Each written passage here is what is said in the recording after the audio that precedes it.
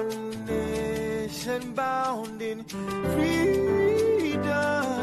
peace and unity.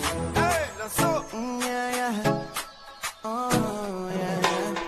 Arise, O compatriots, Nigeria call obey, to serve our fatherland, with love and strength and faith.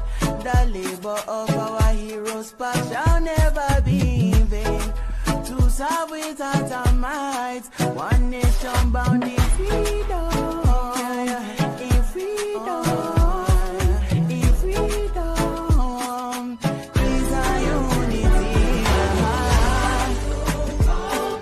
Arise, my people, arise, my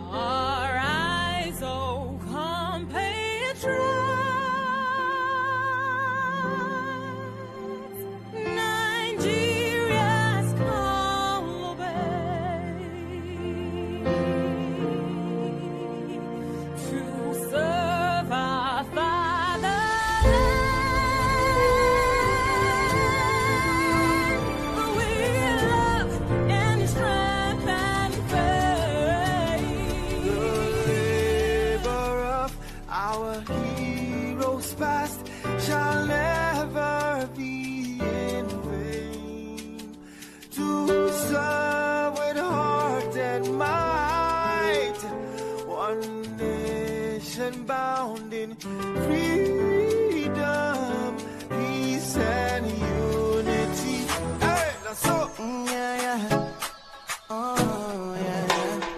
Arise, O compatriots, Nigeria call obey, to serve our fatherland, with love and strength and faith.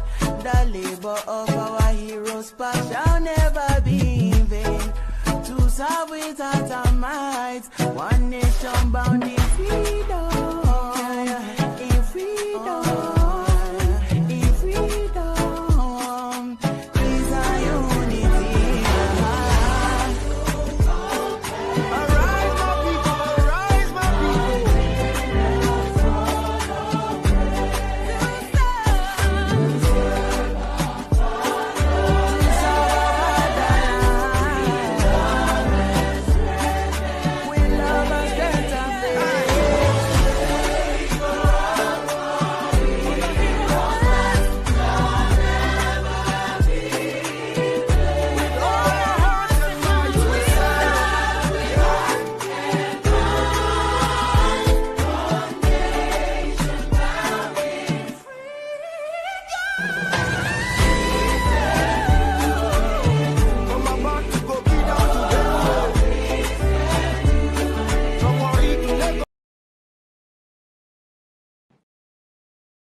I miss my dad.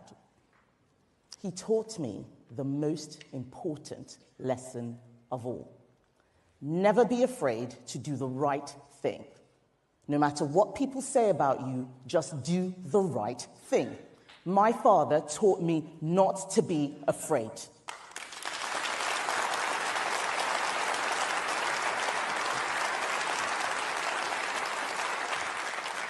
I was born here, but I grew up in a place where fear was everywhere. You cannot understand it unless you've lived it. Triple checking that all the doors and windows are locked, waking up in the night at every sound, listening as you hear your neighbors scream as they are being burgled and beaten, and wondering if your home will be next. When you've experienced that kind of fear, you're not worried about being attacked on Twitter.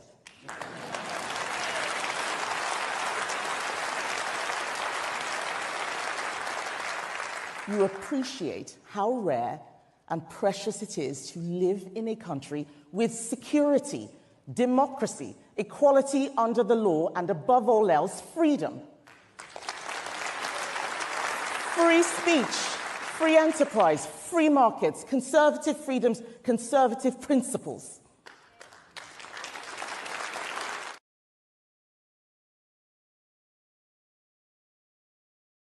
Thank you so much for watching. Thank you. Have you subscribed? Yes, you. Have you subscribed? You. Yeah, before you go, click. It's free. Click.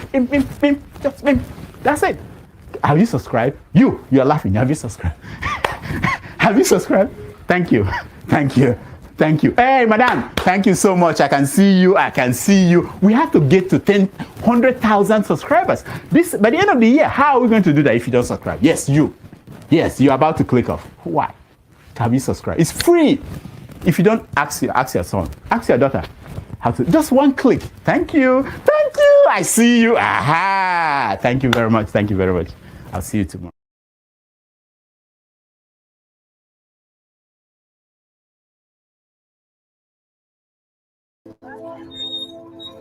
Traders display their agricultural goods along the road in a typical OGONI village in Rivers State.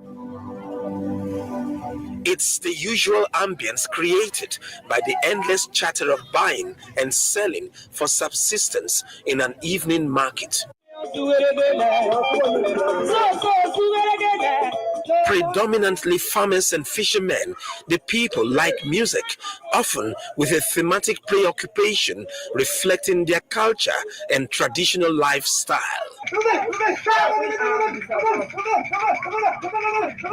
The Ogonis are a happy people, despite a sad historical background. We are going to demand our rights peacefully, non-violently, and we shall win. Born on the 10th of November 1941, Ken Saro-Wiwa was from Bane in Kana local government area of Rivers State. A graduate of English from the University of Ibadan, he was a prolific writer who displayed wit and literary proficiency in many works of art.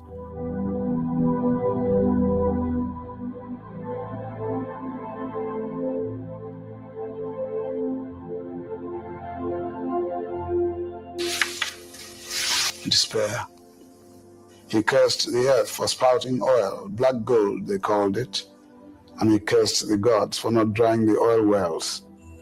What did it matter that millions of barrels of oil were mined and exported daily, so long as this poor woman wept those tears of despair? This message is for parents who don't have life insurance. For as little as £2.50 a week,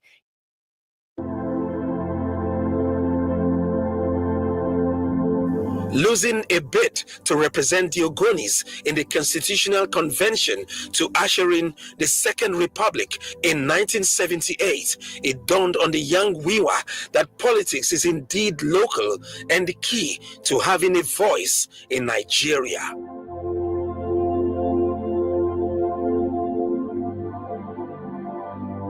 In 1990, Saro-Wiwa founded the Movement for the Survival of the Ogoni People, a mass-based organization for the campaign for social, economic, and environmental justice in Nigeria's Niger Delta region.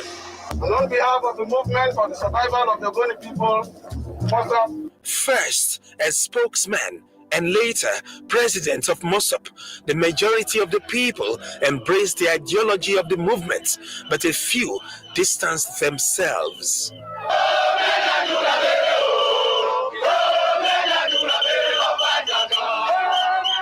As an outspoken critic of the Nigerian government, Ken Saro-Wiwa, Lady Mite, and top members of MOSOP led a non-violent campaign against environmental degradation of the lands and waters of Ogoni land by the operations of the multinational petroleum industry. we want freedom! We want freedom! We want freedom! We want freedom! While the campaign endured, members of the movement were tried by a special military tribunal for allegedly masterminding the gruesome murder of some OGONI elders at a pro-government meeting. Saro-Wiwa and 8 persons, infamously called the OGONI 9, were sentenced to death and hanged in 1995 by the military dictatorship of General Sani Abacha. It was a sham that it violated both Nigerian law and international law. And sadly for me, even the judge rose to become the chief judge of Federal High Court. Several people who were part of that process were rewarded, some became generals, some became all that. Other parts of the world, you visit rows of people. This was a fraudulent trial, a bad verdict, an unjust sentence, and it has now been followed by judicial murder. I don't think that is acceptable. I see no way in which it can be defended. And if the Harare principles mean anything, I do not myself see how Nigeria can stay in the Commonwealth until they return to democratic government. The execution provoked international outrage and resulted in the suspension of Nigeria from the Commonwealth of Nations for 3 years. The day Ken Saro-Wiwa was executed was the most sad day in my life. And I can remember that day there was no rain, there was no sun. And I was in Port Harcourt. Everywhere was very quiet and sad, and military were in control. Some prominent OGONI were killed with him brutally. But still, I don't think we have anything to remember them for than the hero that paid the price for the benefit of his people of the Niger Delta. And anything the blood has been spilled, with time, the benefit must come, because you cannot stop the message, but you can stop the messenger. 1995 is in the dark history of the OGONI people. Somehow, you survived. How did you survive? Like Nigerians will say, is the act of God. And I look forward to it as not just a sad day for the Igbo people, but for this country and for all humanity and those who cherish justice. From today onwards, Shell is declared persona non grata in OGONI. No Shell! No Shell! Ken Saro-Wiwa's earlier proclamation became reality after his death. It's shocking how much of the equipment we've used for decades contains forever chemicals. This is the first innovation. The Dutch company was no longer welcome in OGONI land. 29 years after the execution of the OGONI 9, what has changed in Nigeria's oil-rich Niger Delta region? Nothing has changed. If anything, it is worse. Over 99% of the oil wells in the Niger Delta belong to non-Niger Deltans. Most of them does not know the road to the Niger Delta, not to talk of experiencing the negative effects and impacts of oil production. Look at the recommendation of UNEP report, that there is hydrocarbon in the air that we breathe, that there is benzene, a cancer-causing carcinogen, in the water that we drink, that as at 2011, the 5 meters of the land was dead. Now it has got into the water table. That the water we drink in OGONI is 900 times worse than level recommended by World Health Organization. It means that you can see somebody in the morning and in the evening the person is dead. And that's why weekends, the only festival is burial. If you call a traditional ruler in OGONI today, it's a young boy. Life has become so short. When people spend 40 years, they celebrate for a life well spent. All that happened because of pollution.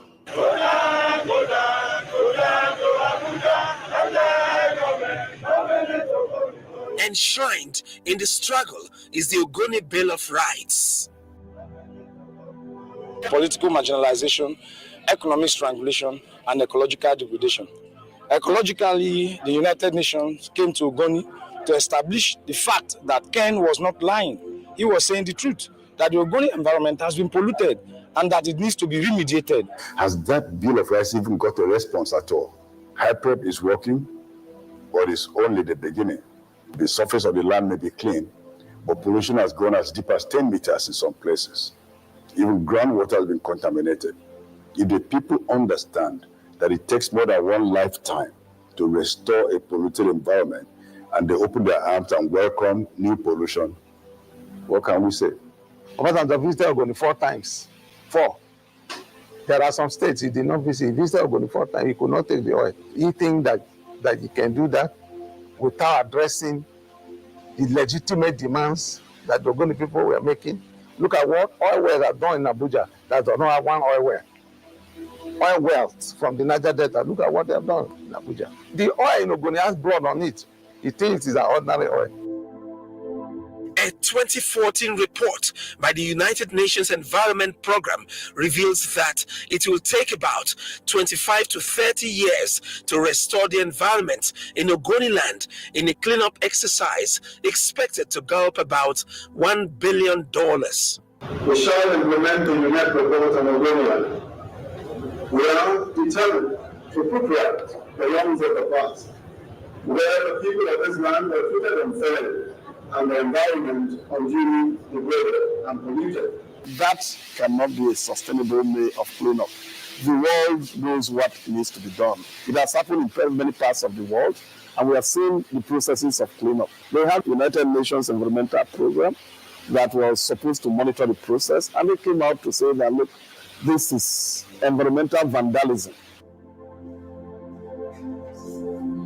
I meet the project coordinator of the Hydrocarbon Pollution Remediation Project, Professor Neni Barini Zabi. We have structured our remediation intervention in Ogoni in a manner that is systematic, that is sustainable.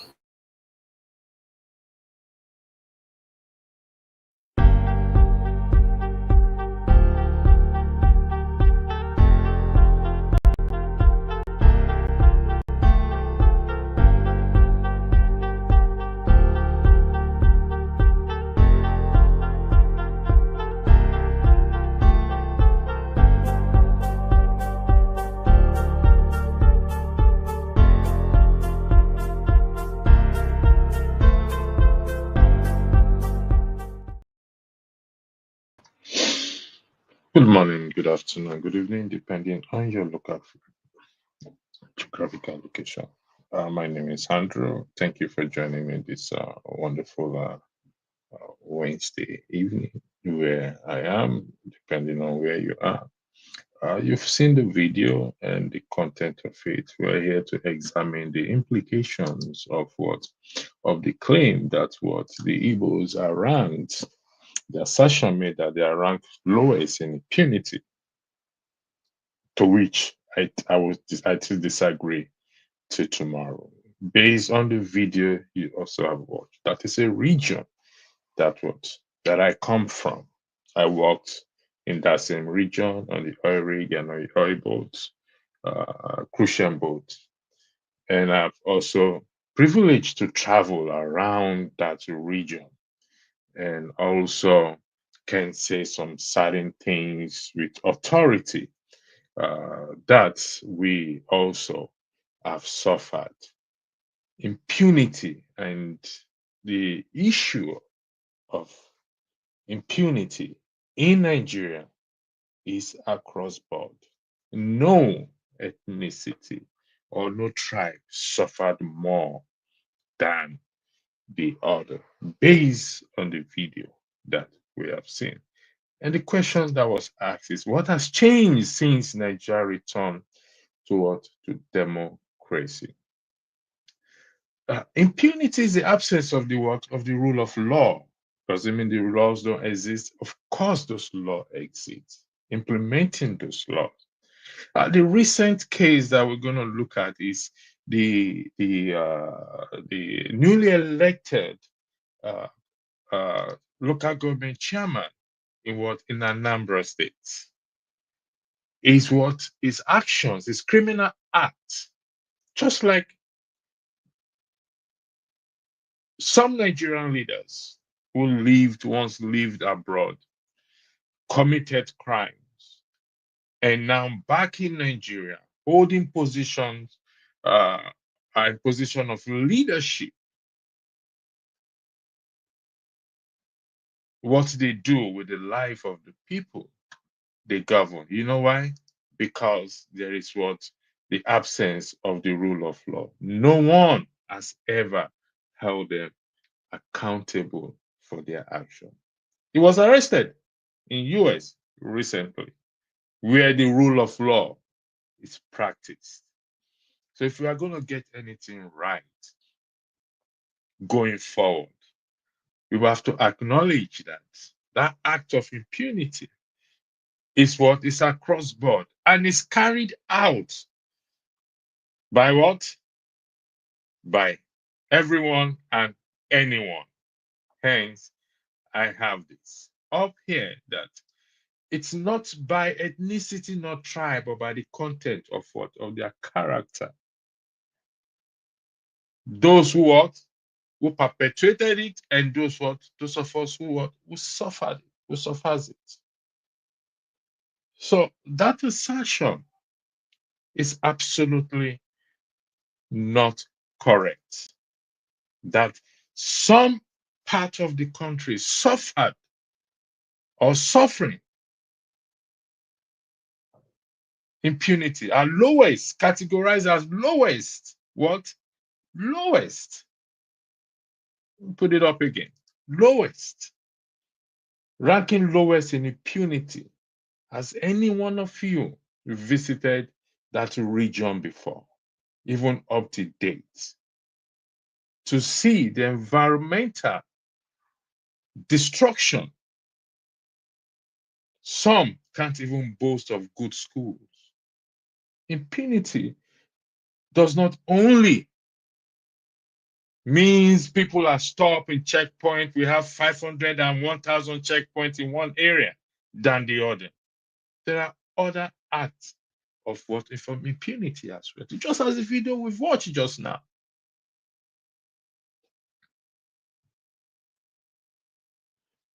The environmental pollution in that region, as we heard, runs deep down into the ground, that even getting a good clean water is difficult. The health implication of that. So that argument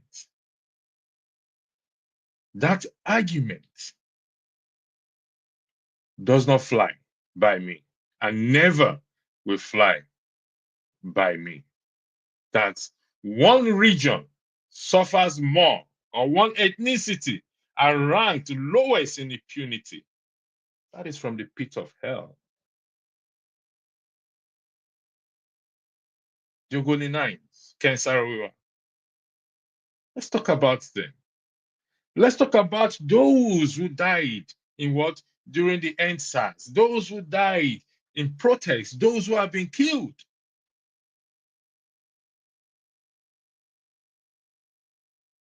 Just because we have 1,000 checkpoints from pole to pole, they have that. You know the stars of yesterday's first broadcast. The star. If we're going to award, if I personally going to award anyone during the Samuel Ekpa interview, it's Ngozika for calling out his BS. I give her that award. Among all panelists, including those in the comment section, is what? Ngozika. So it's time we call out our BS and address ourselves the way it is. And tell it as it is. And tell the truth. I don't tread on the path of tribal or religious sentiments. I dislike it to the core. Because I have met people from different tribes who have both been very good to me and equally bad. to me. So, the claim, just because recently, what's his name? Showore, 2 days ago or 3 days ago, stated that if he were the president of Nigeria, he would travel to the south, or whatever it is, and apologize to them for the war and ask them, what do they want? That's another BS. At this point, you don't know what they want until you become a president. Why don't you fight for them now if you really care? Or is it trying to cut Peter Obi and the obedience? We can't do this tribal sentiment and think we were going to get to that promised land. It ain't going to work. It ain't going to take us nowhere, because the impunity being measured out, being dished out in that country today affects everyone. Everyone is being served breakfast, regardless of your tribe, regardless of your religion. We all have the same color of skin, except few who are albinos. Doesn't matter your height or your status, your sexual orientation. We all been served breakfast. Because why? Because of the absence of what? Of the rule of law that exists in that country. That is the military. We returned what? Nigeria has returned to democracy. What has changed? We can say, oh, that is the Abacha. Abacha is a mean man. We are in a democratical, or we claim to be in a democratical setting. What has changed since Nigeria returned what? To democracy? Are we observing or practicing that rule of law? Ekeremadu was arrested in the UK because why? Because it happens that's where the rule of law works, practice. If it was back in Nigeria, nothing will happen.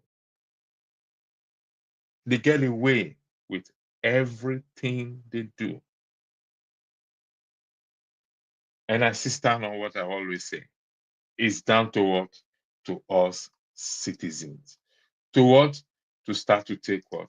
To take control. Journalistic and citizen advocacy plays a vital role in exposing acts of impunity, putting pressure on government and organization to what? To uphold justice. I take aside the journalistic. I go what? To what? To what? To the citizens, which is you and I. How do we turn this ship around and stop this act of blaming, this tribal sentiment? I'll say this for the record. You know why Biafra can never work? I'm sorry, those of you will not like. Because why? It's going on the line of a tribe. Hence, it will never work. It will. I use the word never, ever, ever will be actualized. Because why? It's not based on the interests of the populace. It will never work. Take it to the markets. Write today's down. The actualization of Biafra will never, ever work until, except there is a change in the memorandum. There is a change of mentality to understand that tribal sentiment doesn't take us nowhere. If Samuel Ekpa becomes president of Biafra, he claims to be prime minister, I can guarantee you his dictatorship will be worse than that of Abacha or Idi Amin. Write it down. If truly, I was a moderator yesterday, I was a panel, so I couldn't say much. I'm having my own opinion before those who wants to come on the platform wants to join, or before I go to the comment section. This is my own time. If it becomes a man who evaded questions to answer questions, who is not transparent, and who insult those who ask him questions. His behavior is appalling, disgraceful. And people are applauding him. Because why? Because he's going on that tribal sentiment. Tribal sentiment. Ain't gonna work. And some individuals pride themselves when they address them as Mazi defenders because they are looking for self-recognition. Let me tell you something. You think it's difficult to have Samuel Ekpa extradited to Nigeria? Nah, it's not difficult. It's so easy. It's just that they've not opened chapter to him. When the Nigerian government truly opened chapter to him, the Finnish government, the government of Finland, will hand Samuel Ekpa back to Nigeria. Trust me on that. When it comes to diplomacy and comes to what government will benefit from each other, it's so easy. The twinkling of an eye, they will just pick him up and give it to them. It's not difficult. His own people will betray him. Where money speaks, betrayal is what is inevitable. Except those who have principles. We're headed to it. It will never work because it's on that tribal line.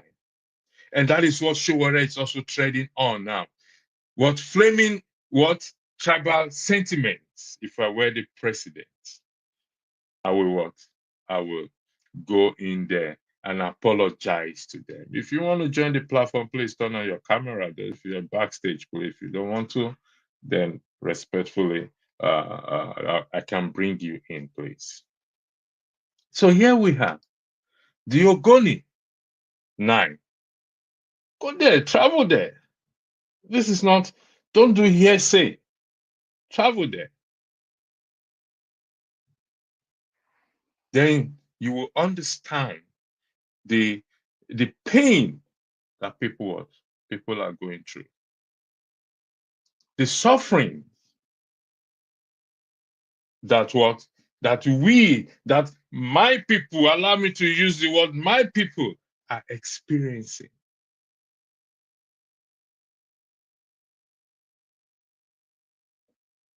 So, why go on that line? If you call yourself a man or a person who is advocating change, why fan tribal or religious sentiments?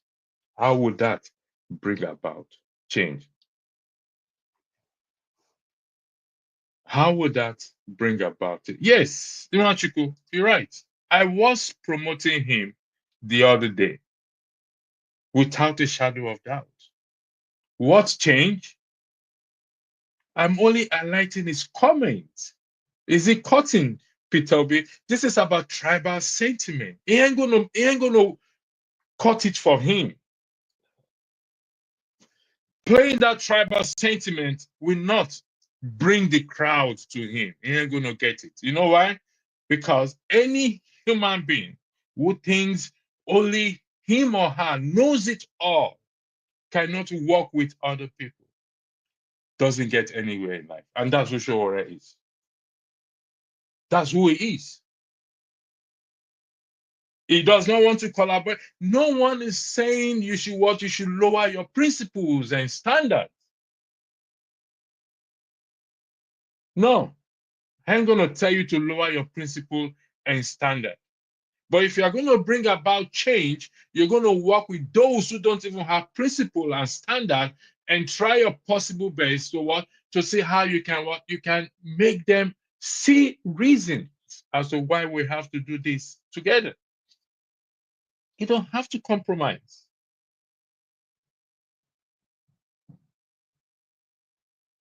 I hope I answered your question. Yes, that is what I was saying. And I stand by it. And I hope he understands that he needs the crowd behind him. Fanning tribal sentiment takes him nowhere. Never, ever. He won't get it. He will know what? He won't get it.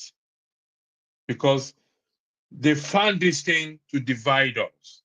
And united we stand, divided we fall.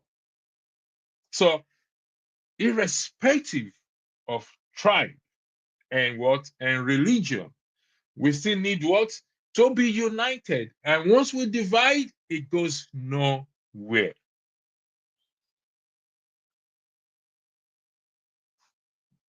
That's fact of life. I didn't make it. You can disagree on it, and you provide evidence to such.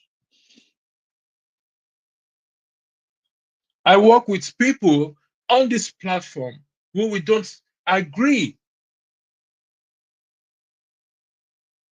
Does that mean I have to lower my standard? Or they have to lower their standard?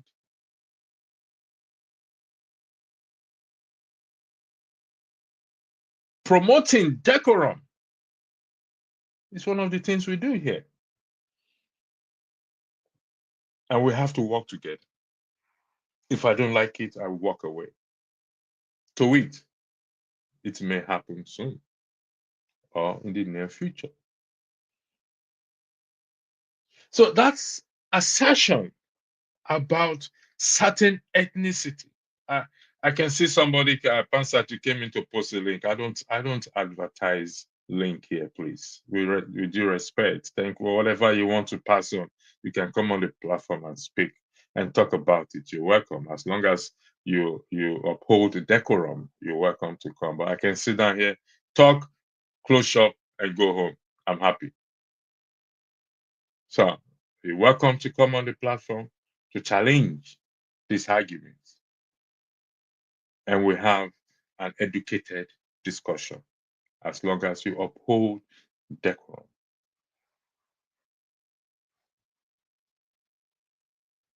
I'll go to comment section and I'm going to take comment. Thank you for those of you who have joined me in the comment section. Your comments being part of this is highly appreciated. So okay. I don't know what 2IK says, Soros, okay, and stop shutting others who are Soros. I don't understand what you mean by that. So if you can clarify that. I hope those calling for a return to military rule watch this. The way those guys treated dissent was brutal and final. But theology, we are in democracy. What has changed from the military? Let's be honest with ourselves. Has anything changed? Yes. We don't want the military. We must not call for it. It's not enshrined in any law. They have no respect for anyone and anything. But we've returned to democracy. And the question before us, that was, if you watch that video, what has changed since Nigeria returned to democracy? As that act of impunity that we've suffered during the military, different from what? From those who wear tie and shirt or native clothes. Has it changed? That's what is before us. Has that changed? That has not changed. So we are still suffering it today. Because of what? Because of the absence of what? Of the rule of law. Thank you. Who isn't marginalized in Nigeria? That word is overused. Every one of us, every tribe, region has been marginalized and continue to be marginalized. And not certain group or individuals. We can't continue finding this. Nigeria is a poor country and everybody is suffering. Kickstart the economy and watch how things and people change. I don't need to highlight that. He said, if you don't speak up, how do we know you are being marginalized? Why shut down those bold enough to do so? I don't know if you're addressing me. I really don't understand.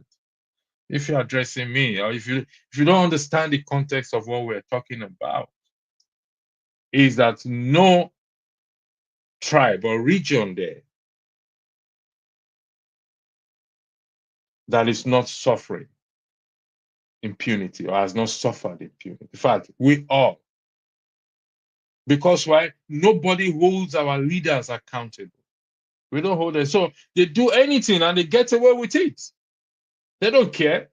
Who are you? Do you know who I am? I can pick a call now and call the president or call his son or call anybody or call the senator who is my brother and everything is just. And because even me myself don't have principles and morals, I accept every little thing like 100 naira they give to me and sweep it under the carpet.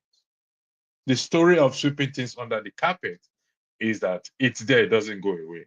It will come back, it will decay, it will create. And that is what we are experiencing today. Tribe has nothing to do with it. Nothing at all.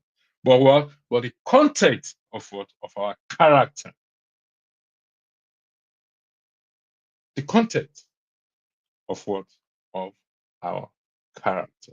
In my life, in my journey up to that, those who have been good or have helped me in life are not from my own tribe, or from my own tribe. Most of them are not from it. Most of them are not. In fact, I can barely tell you if I have one friend who is from my tribe, except we're either related or not. Either related, I beg your pardon. I can't tell you, oh, this person is from my tribe. We knew so.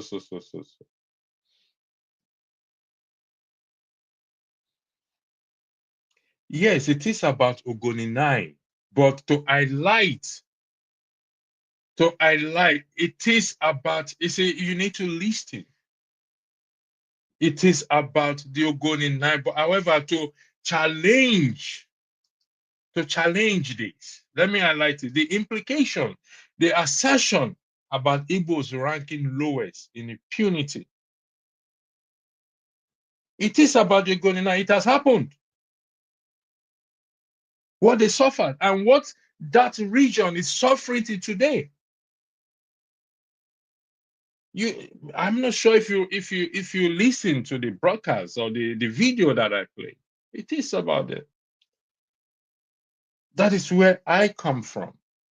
It is about us. But you see, it's not just me. Yourself inclusive. Yourself inclusive. Who is not suffering absence or lack of electricity in Nigeria today? Which tribe or religion that you are affiliated to, you are not suffering that absence of electricity today? From government to government, it doesn't matter which government or who is the president, whether it's a Yoruba man or a Hausa man or an Igbo man or whatever it is, we are all suffering it. If you can recognize that, checkpoint is nothing, because of you have more checkpoints in the eastern or in the south, meaning what? What a baloney, according to Judge Judy. And they will stand on the pulpit of God to say such a thing in the house of God, promoting division by our statement and comment, all in the name of we are fighting for human rights. What human rights are we fighting for? Fela have said this a long time ago. He sang it. Every day, my people. He said, my people, they inside. Fela didn't say Yoruba people, Hausa people, or Igbo people. 49 sitting, 99 standing.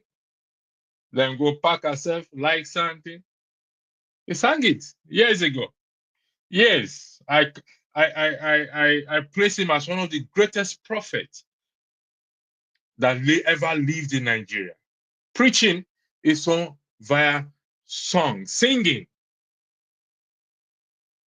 What has changed Nothing has changed since then. Nothing has changed since then. So, yes, it is about the OGONI, but to highlight that impunity is across board in that region. And those who are holding to that view that, oh, the Igbos are lowest ranked in impunity. What does it base it on? Just base it on checkpoints. If the water I am drinking is poisonous, so deep into the ground, if my farm has been what? Has been polluted so much that I can't farm, that even nothing I plant there can ever grow. You are talking about checkpoints. Ordinary checkpoints. If you don't have something to say, sing a song, please. So, again, it has a much more. I don't know what you're saying about. He's taking shot at Igbo people in a roundabout way. Slickers, okay, thank you. I know. Of course, I'm aware it's always been the issue, Igbophobia. Thank you. Just like people who say they don't see color. Of course, see color. Who is it? Funny that this fake pastor loves his Nigerian, yet lives in the UK with his family, away from his beloved Nigeria. Your opinion is respected. I'm going to highlight it. Some people genuinely don't see color or tribe, myself inclusive. Thank you for that, please. Life and journey of Henry. Why call him fake pastor? Don't worry about that. That's why we're here. Let them call what they want to say. They're entitled to that. We are tribal. We can't deny that. How do we manage our tribal consciousness? Should be the question, and not denial. I don't think anyone, not even me, have denied the tribe. Even though I don't like saying it, I don't like talking about it. I don't even like answering when somebody asks me where I'm from, because it makes no difference. Judge me by my character. If I'm suffering today, let it be because I did something wrong. Either I lied to you or I steal your money, not because I come from a certain tribe or whatever it is. No. Nobody is living in that denial. That tribe don't matter, or we don't come from a tribe, or we don't belong to a tribe. No, I don't think anyone is in that denial, is in denial of that. Not even me. I told you that I am from that region, to be precise, Bayelsa. Recently, I heard the road that leads to my village cut into two due to the flood. And if you investigate very well, the amount that was used to construct that road was constructed by my own tribesman. I won't go further than that. That road was constructed by my own tribesman. We're doing each other. We're killing each other from the same tribe. So imagine that guy that was arrested, whatever his name is, in Texas, scamming people, this and that, a newly elected local government in Anambra State. Imagine what he's going to do. Imagine what he is going to, how he will treat his own people. He will scam them to hell. He will do nothing for them. Every money allocated to that local government to carry out projects, nothing will ever happen. You know why? Because nobody holds anybody accountable in that country. What he will do to his fellow tribesmen. Then we are blaming T-Pain. That T-Pain or whatever it is. Leave T-Pain where it is. What has changed? OGONI at least should have been a better place in democracy. If we're talking about tourism, that region should boast of the best place for tourism in Nigeria. Giving to what? Giving to the sea and giving to everything around it. People should be there, going there on the seaside, relaxing. But that's not, doesn't.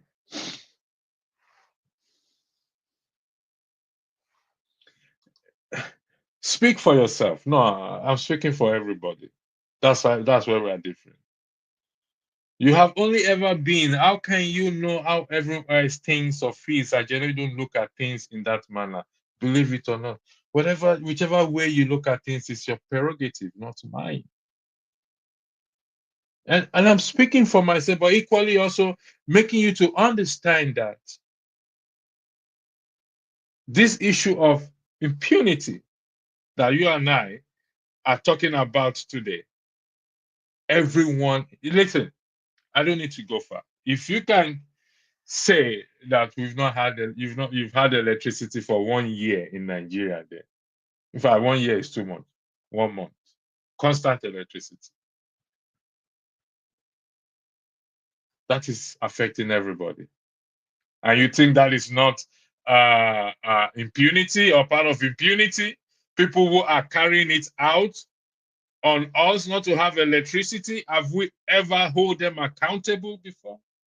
Has any one of us have gone to church to pray 7 days and fast 7 nights to say, let's have electricity? Nobody has done that. Even churches and mosques, they run generator. Because at the end of the day, we'll say it's the will of God for us to be in darkness. Nonsense. So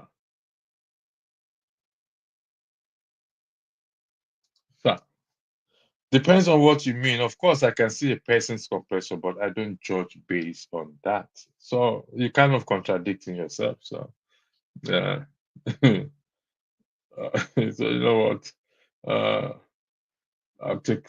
Thank you again for those who have joined us. Okay. Of course, that's what I mean. I see people's skin and color because I'm not blind. Does that mean that I segregate based on that? No, it shouldn't segregate. We see each other's skin. We acknowledge each other's tribe. Passat that wants to join is an Igbo man. I'm a Yoruba man. I mean, I'm an Ijaw man. I beg your pardon. Rudolph is an Igbo man. Forefather, we don't know where he comes from. It's either from heaven or hell. We can't see that. We are still investigating that. KJ is an Igbo man. And we have few others. So we recognize that. But we are suffering the same thing. What we're suffering is not based on tribe or ethnicity or religion. It's not. And if you think that is it, then God help you.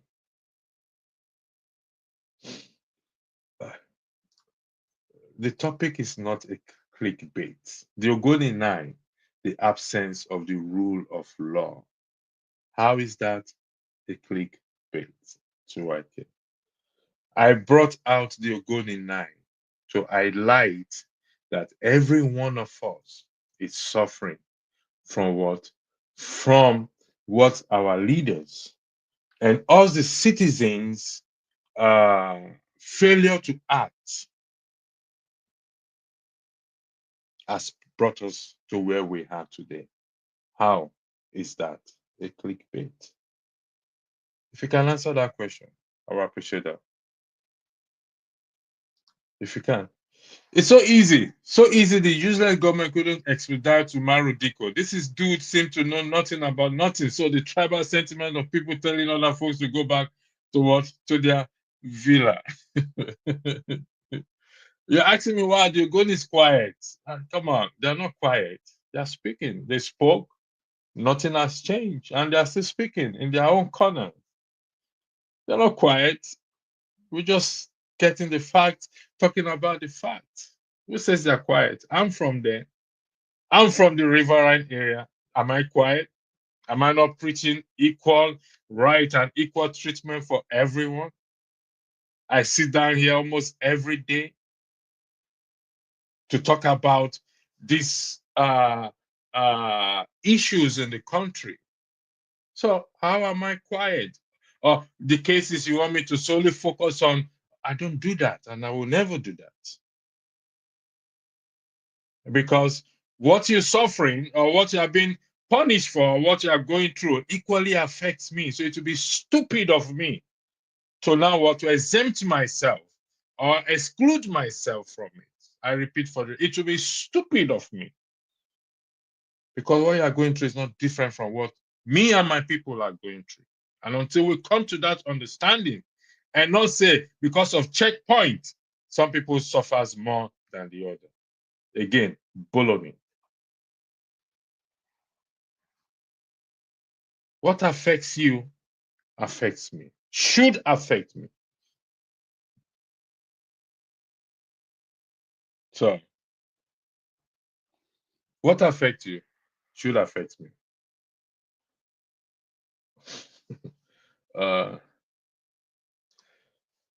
The sentiment that has been beaten for decades now, quota system education isn't sentiment. You're delusional, especially this fake person. It's like the ostrich. Quota system is recognized. It's not sentiment. It's a fact.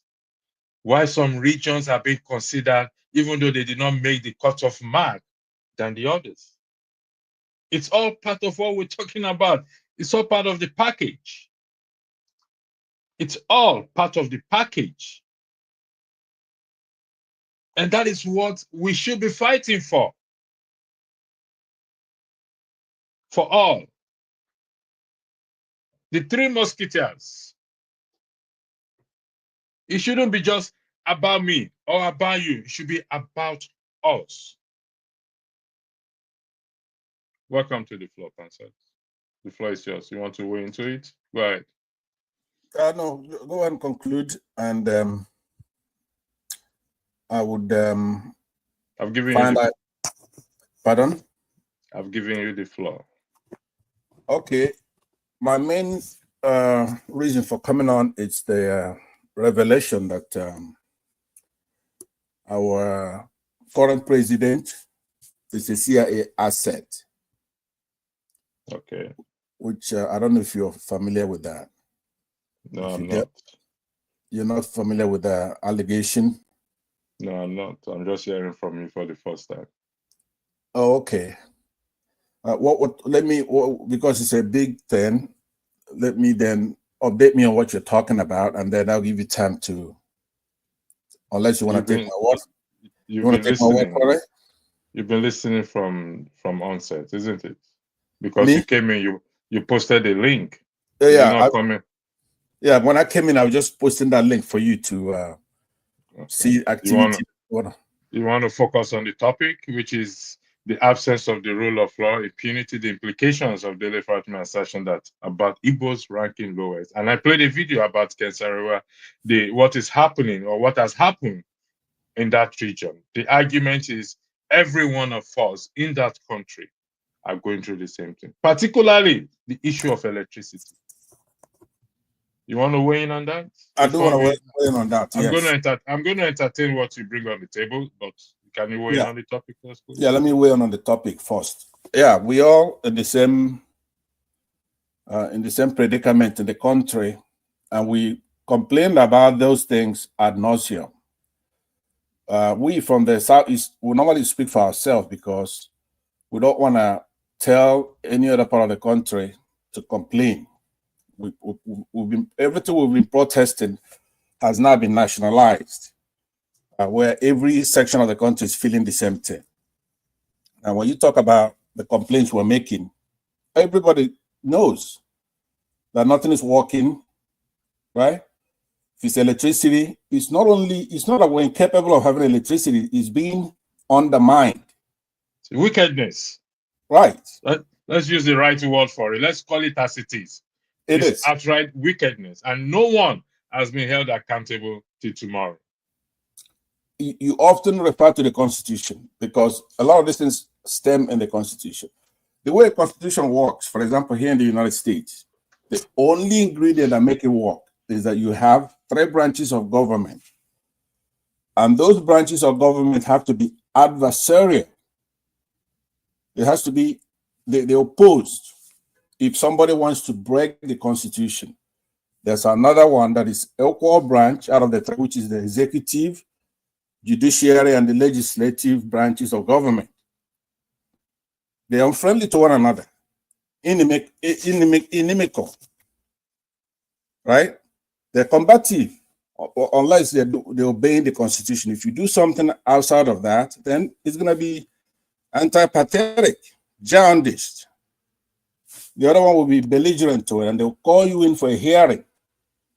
So the trick that those people, our elite, are using is for all of them to be on one side. They agree pretty much. There's nobody to bring somebody in and question them and hold them accountable according to what the Constitution says. So if a prima facie case has been made, let's just say somebody make an allegation that our refineries or that our distribution of electricity is being undermined by somebody who wants to import generators, for example. Then the prima facie case has been made enough for the House, say the National Assembly, to bring you in and question you.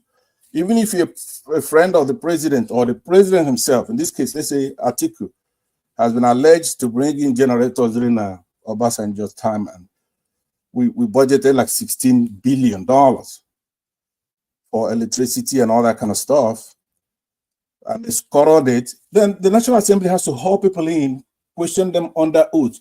Just lying, when you come to a hearing and you mislead in this case here, Congress, the punishment is severe. You go to jail for many decades for doing something like that. So we don't have that. You cannot expect to have electricity if it can be done with impunity. If Dangote undermines our refineries so they could have a monopoly, even if it's not true, you have not established it like you're in a court of law, but the allegation is made and you've made the prima facie, then he has to be hauled in. So we cannot be complaining ad nauseum. I don't know if you understand what I'm saying. So nothing is working because of these things I'm saying to you. Yeah, I agree with you. I've always talked about our lawmakers. I still stand on that position. That is the den of corruption. That is the temple of corruption. I hate to use certain words because of the rules here to describe them. I have to abide by it. And I've often said here that it is we the people. I go by, you highlighted the Constitution. We the people. Section 69, 110 of the Constitution. We keep making excuses that these things cannot work.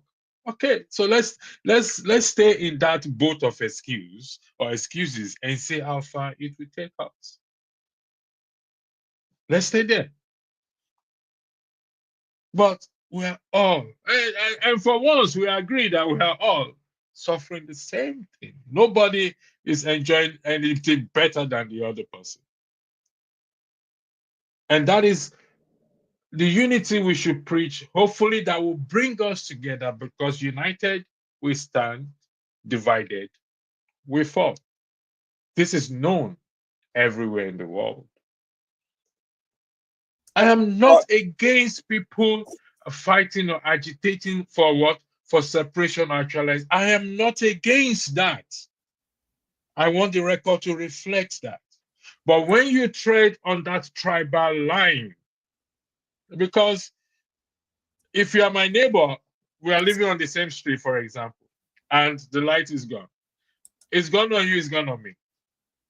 In some cases, you will see the opposite have light, you don't have light. Then you open your window. What's going on here? We disturb each other with the generators, and I hate the sound of generators. That noise alone kills me. So if we recognize this and stop being each other's enemy or posing ourselves as each other's enemy, then I think we will get it right. If not, so we go to what you're saying, what you brought on the table. I will entertain it. In terms of Tinubu being an asset of the CIA. Let me ask you this, Patrick, with due respect. Is there any government official in Nigeria that is not an asset to one government or the other? It's possible. It's possible that a lot of them are assets. But having the head of state, the president is a different class, especially in Nigeria. It's a very powerful. It means that we're just done. You have it's like a dictator, the president of our country. Besides, you can assume that when you have at least a prima facie evidence that somebody is alleged to be, even if it's a House member, even if it's just a regular clerk, it's incumbent on the country to find out via hearings. So it goes back to the last question. Let me ask you this question. Who is tasked with that responsibility? Let's assume. Yeah. Let's assume that this allegation, okay, it is an allegation, okay, to be investigated. Right. Who is taxed? Which body is taxed? The National Assembly, the House. And we've agreed here that, or I have said here that, and based on what he also said that is the den of what? Of corruption. On his mandate, they stand. So if those people sang that on his mandate they stand, Pastor, the question is, what are they going to do? Do you think they will do anything? No, because it goes back to what I said. They have to have an adversarial relationship. They're co-equal branches of government. Remember, the executive is not higher than the National Assembly. I agree. If they did it the way they've done it, especially under this particular administration, now it's been like that.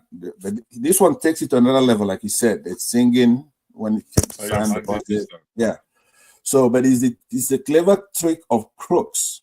Now he takes it to another level because once anybody get an inkling of the allegation, they will have a hearing, not only to exonerate the president if he didn't do it, right? Because we can't live under that kind of cloud where there's suspicion.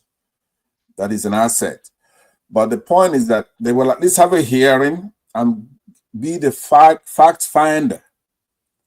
But nobody, even as I look at other panels talking about this, they're not even thinking about that, consequences of that. But we can't fold our hands.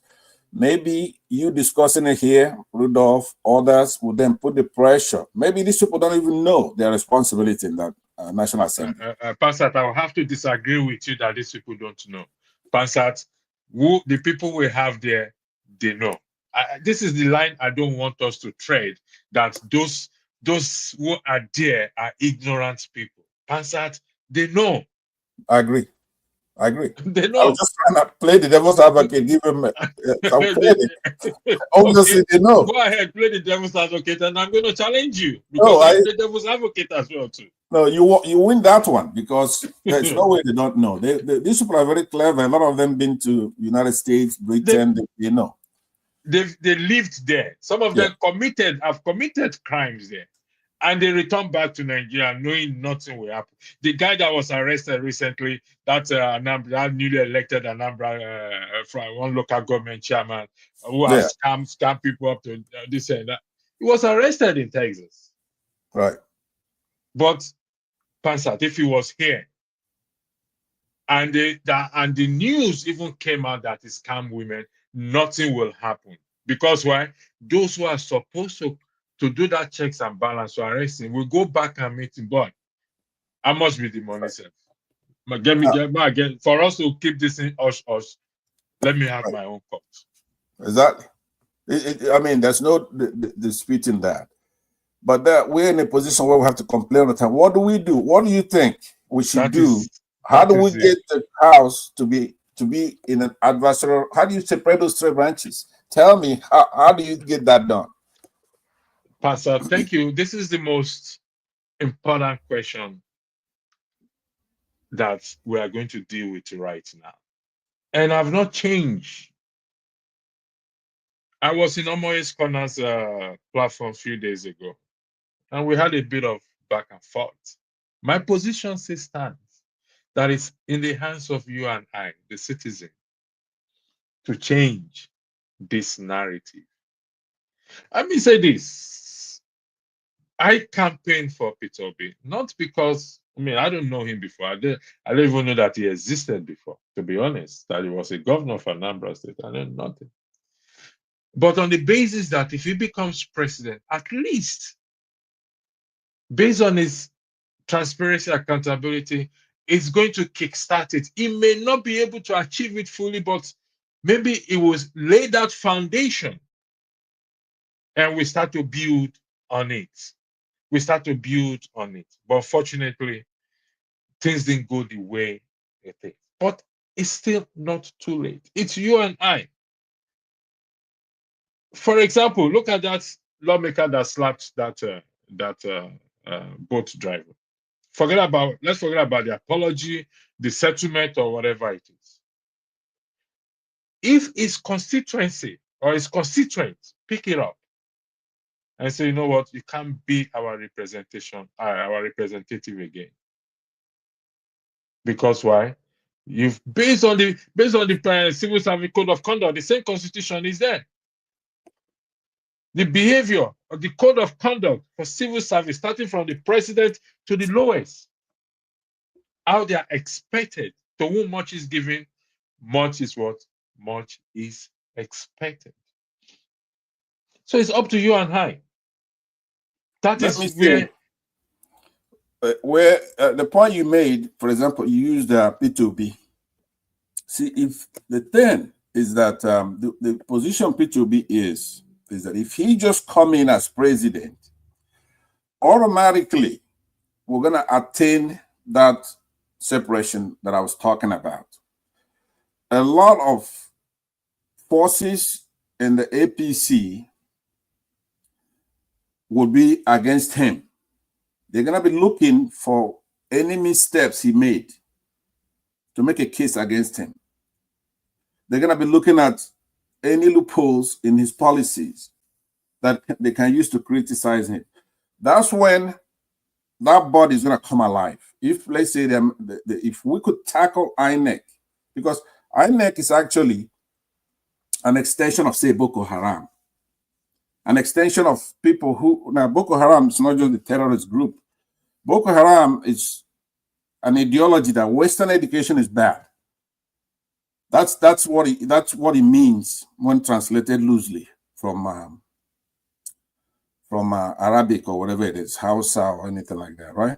So when P2B comes, he's going to be coming from a different tradition. He's going to have enemies in the elite itself. He's going to have enemies in the PDP, senators, House members. He's going to have enemies in the APC.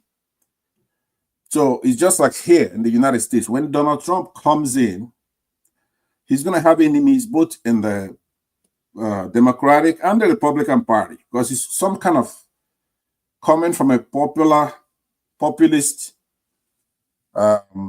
constituency. I don't know if you understand what I mean. That term populist, it's a general. I'm listening to you because I'm gonna put some things to you. Go ahead. Okay, I'm listening. I'm taking notes. Okay, great. So if P2B comes in, one of the things he's going to usher in, that's why I asked you, and I believe that you just went to that example. It's a good example. Him or anybody like him, it could be Showere, it could be anybody who's just coming in that's not part of the regular. That's when that body's going to come in, and you know that they're very smart people in that body, right? Obi's going to have northern Muslims are going to be against him, and they would legitimately find something that he's done wrong, either to impeach him. I believe that Obi went through the same thing in his state. It's not a religious issue. It just means an outsider coming in. So when he came in as a governor, he was impeached twice, even by his own tribesmen, people from his tribe. So he came in there, he tells a lot of anecdotes of his experience as governor, even when he's doing the right thing. So the assembly, the local body in the legislative arm in his state were able to oppose him and impeached him twice, and he went to the Supreme Court. So that's one thing we have to achieve. But the major problem we have, which is, I'll conclude on this here, is INEC. INEC will not let it happen, right? One of the biggest problems we have is INEC, and what I'm trying to do is to tame my words with describing the truth here about INEC, because obviously you being a pastor and you and I we don't see eye to eye, we don't agree. So I'm not going to give you a reason to scuttle this discussion, right? I'm going to try to keep it to where you just have to swallow hard and put up with it, right? The truth is, it's a biting thing. So to conclude, I'm saying that we have to take care of INEC. It's not the people. All of us here in 2022, we want platforms and we say, go and register, get your PVC, go and vote. Period. Go there and vote. And our people listen to us. They did the same. They did that. But when it happened, INEC did not have the mathematical acumen to rig the election. So what they did instead was to shut it down, disrespectfully. They did not rig the election. What they did was to turn it off, the IREV and the BVAS system, but announce the results on the same system for the senators and everybody else. But they shut it off and say, do your worst. I will say to you now, Google INEC Chairman Mahmoud, right? He was a professor for urban guerrilla warfare. That's his specialty. So you know, that is nothing but euphemism for Boko Haram, right? He is not your average guy who studied statistics or whatever, and he's into this thing. You Google it so that it won't be my word against yours. I'm not against what you're saying. Just okay, great. Just go ahead. Yeah, finally, I see Mr. Ego. Let me say hello to you, and I'll conclude by saying this so you could come in.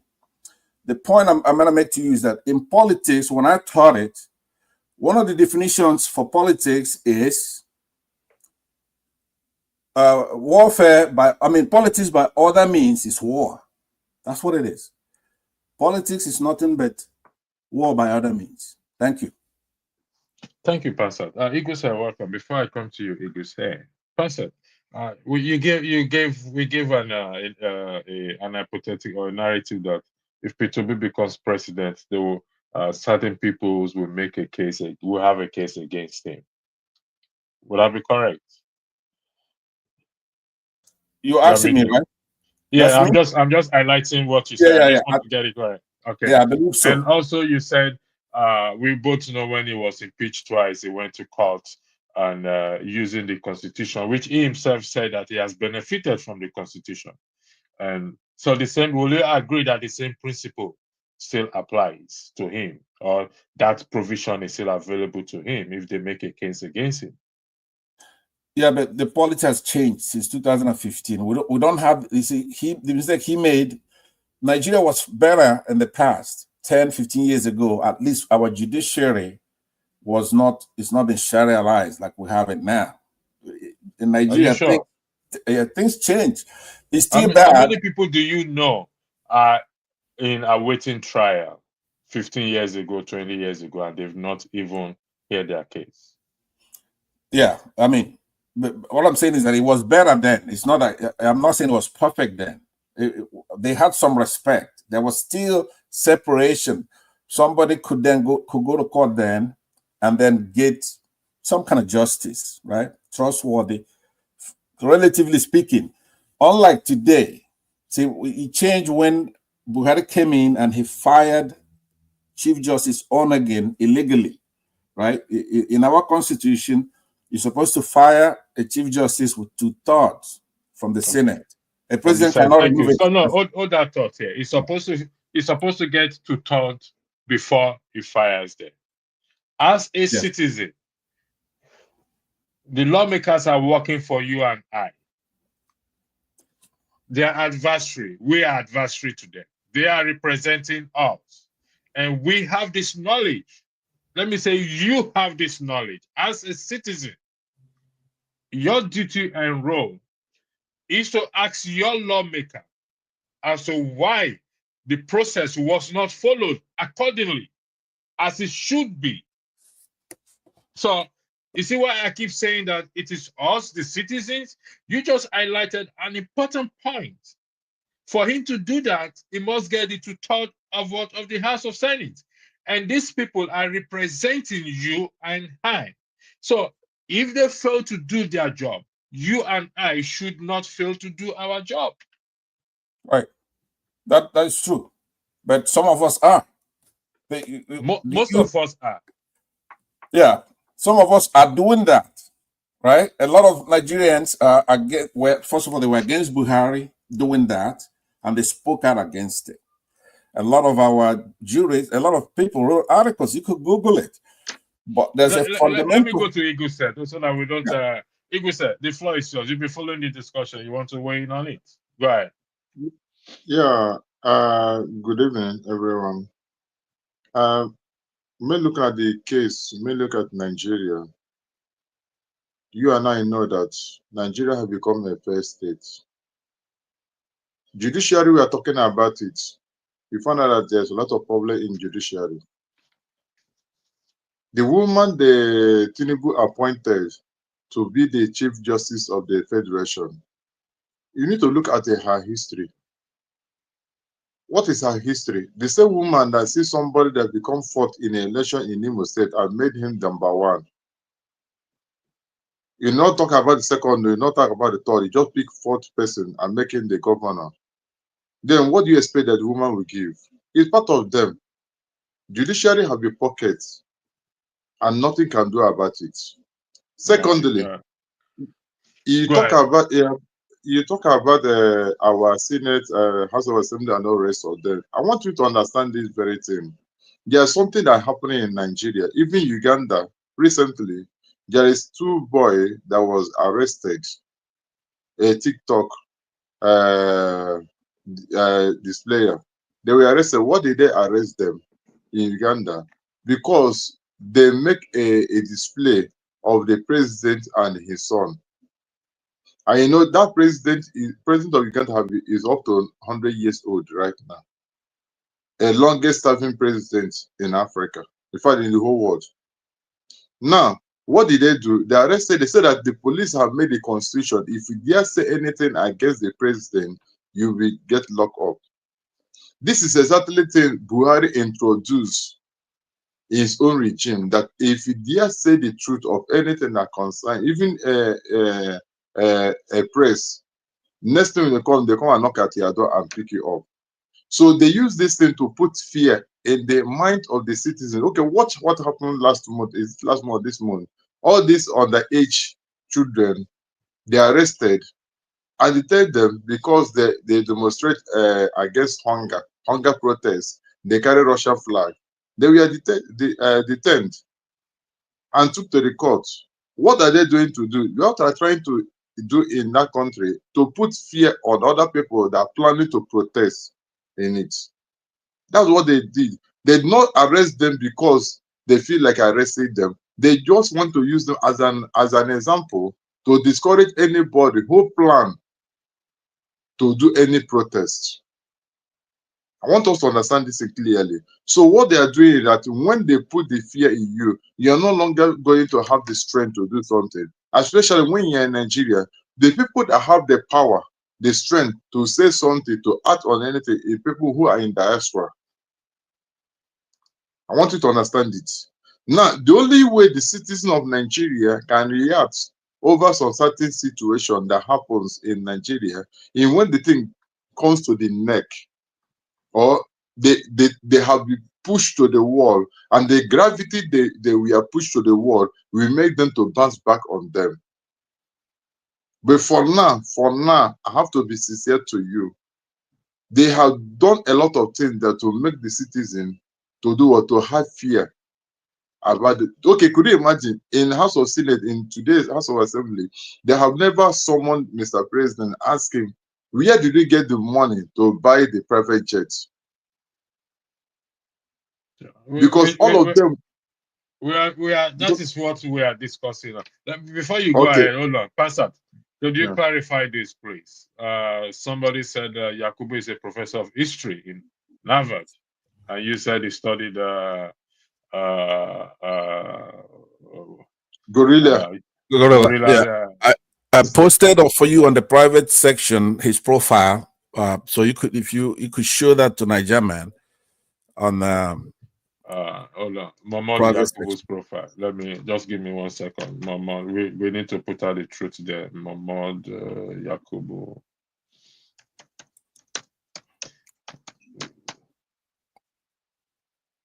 The chairman independent. Go ahead, keep talking. All right. So if you watch it, if they cannot open their mouth and ask the president who approved the money, who did this, you know that all of them have the pockets.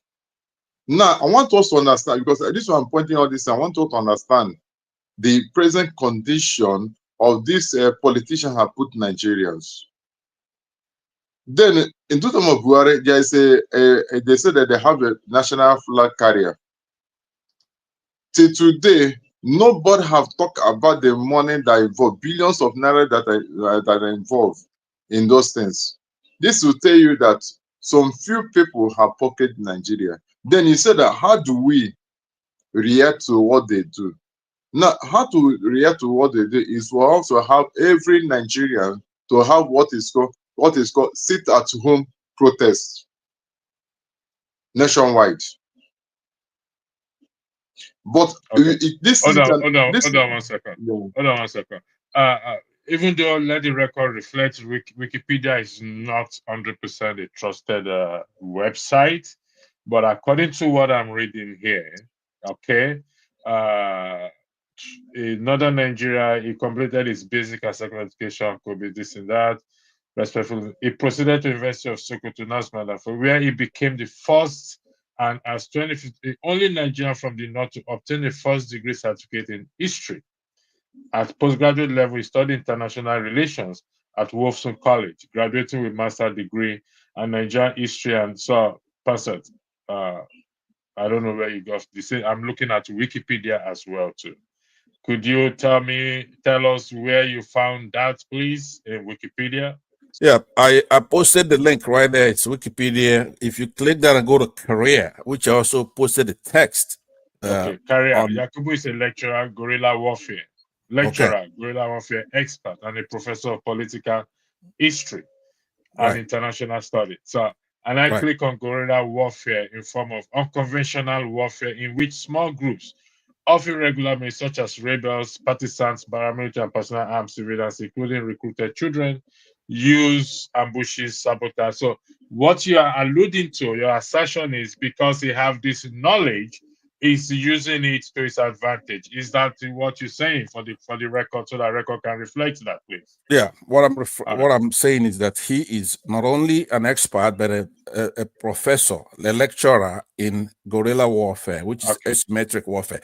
But when you have somebody who knows that warfare is not just carrying AK-47. You go to war. You go to war on the ballot itself, which is more effective. He's doing a warfare. He's using his background, right, to in bringing it into the electoral system, bringing down the enemy. Exactly. Okay, that will be good. His enemy. Will be somebody like Peter Obi. It's a natural enemy for the North. And Pastor, I don't want us to go. I don't want us to go there. Don't personalize it, please. I don't want us. No problem. We are in the country. We all go, whether it's P2B or anybody. It doesn't make. I don't want us to go there, please. Let's have an educated discussion as we are having right now. And I'm going to ask you questions. Would you allow me to? There was something you said earlier. What did I where say? You said that we're all one. We should be one. Right? Yeah. We should be one. If possible. If possible. Yes, that's ideal. But how do you become one? Number one, you have to be one by telling the truth. You have to be scientific, right? You cannot do it by placating. You cannot tolerate evil. In order to be one, because that's if we're one, we don't have any problem. That should be the goal. But then what's the strategy to be one? You cannot be one with somebody who's supporting the wrong thing. Do you understand? The only way Nigerians can be one is to support the truth. We have to support the truth. We have to support justice. No justice, no peace. Things have to be, in essence, I see you have somebody else here too, but think about it. How do you become one? I want to chip in something. Because Pastor Andrew, when he was giving some illustration earlier stage, he talked about Saro-Wiwa. I think, am I correct? Correct. Now, when he talk about it, he talk about the electricity problem in Nigeria and how to resolve the problem and how to do it. Let me tell you the truth. The truth about it is that the problem we have in Nigeria is that when I'm facing a problem, and I'm trying to air my views. And all of us here, Passat, because of the thing does not affect him, he keep quiet over it. That does not concern him. Now, that's the problem we have in Nigeria. But if I'm started shouting that this thing that I'm facing is very bad, and Passat show a concern that this thing is not good, that we need to look into it. Now, that time we have started having the sense of belonging. We have started having a sense of being one. Now, when Southeast is crying, or let me say, when South is crying over pollution and the rest of them, what did the Southeast do? What did the Southwest do? What did it not do? We kept quiet because it does not concern us. Now, Southeast have been crying now. Then South are kept quiet. Southwest are kept quiet because they are in the position of presidents. There's no way we are keeping quiet and all of us are going to become one and fight them. All these politicians, they have gathered themselves together. They have become one to do whatever thing that concerns them. But in terms of election, they will divide it in order to achieve their own personal goals. So for us to achieve our own personal goal is when we understand what it takes to understand other people's pain, to understand how to back up other people when they have a problem. Then I come with this submission. I was watching a program, one of a professor in US. He stepped into a class. When he stepped into a class, what did he do? He just pointed to one girl at hand and said, stand up. The girl stand up. He asked the girl to walk out of the classroom. The girl was trying to understand what she committed, the reason why he asked him to walk out of the classroom. Not every member in that class did nothing. Nobody agitated, nobody defended her. And the professor insists that she must leave. And when she left the classroom, the professor trying to make them to understand that what they did is wrong. That he did that for him to know the reactions of every member of the class, but nobody reacted. They should know how to be watch each other's back. That the younger did nothing, but he did it for him to understand how united they are. But they found out they're not united. Okay. That's how it is in Nigeria. I'm looking for that video. I know the video you're talking about. So, okay, you know the video I'm talking about. Okay. If I find it, I will play it. But I think if I find it, I will play it. I know the video you're talking about. Okay. That is why. Hold on one second. Okay, finish your thought. Go ahead. If the citizens of Nigeria can react to that video, that can come to understanding of that video, this is the only way we can come together to fight against this politician. But I want you to understand this thing. All these politicians, when they come in three ways. Okay. Hold that thought today, please. Hold on one second. Peter, welcome to the platform. I believe you've been following us. But before you speak, let me just highlight one thing about what you said. And I think if you have been following earlier, I did mention what affects you to affect me. I should be concerned about it, for the record to reflect that as well too. And the issue of impunity, I did state, is across board in that country.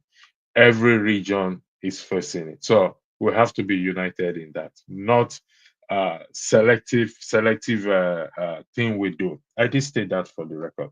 Peter Igwe, the floor is yours. Then the pastor, I have a lot of questions I want to put to you. Peter Igwe, the floor is yours.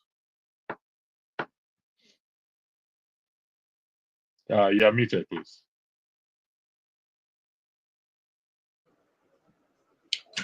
Thank you, and I greet everyone in the house. So I just started following you within, I think, from the when you and our PM did some direction. So from there that I started following you. So in what you people are discussing this night is interested. So that is why I said I should come in and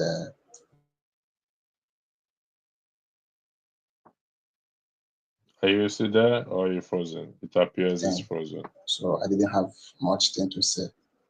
All right. Thanks for joining. Much Thank you appreciated. for your program. Okay.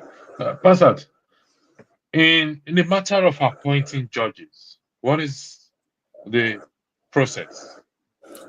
Well, it's in section 6 of our constitution. What did he say?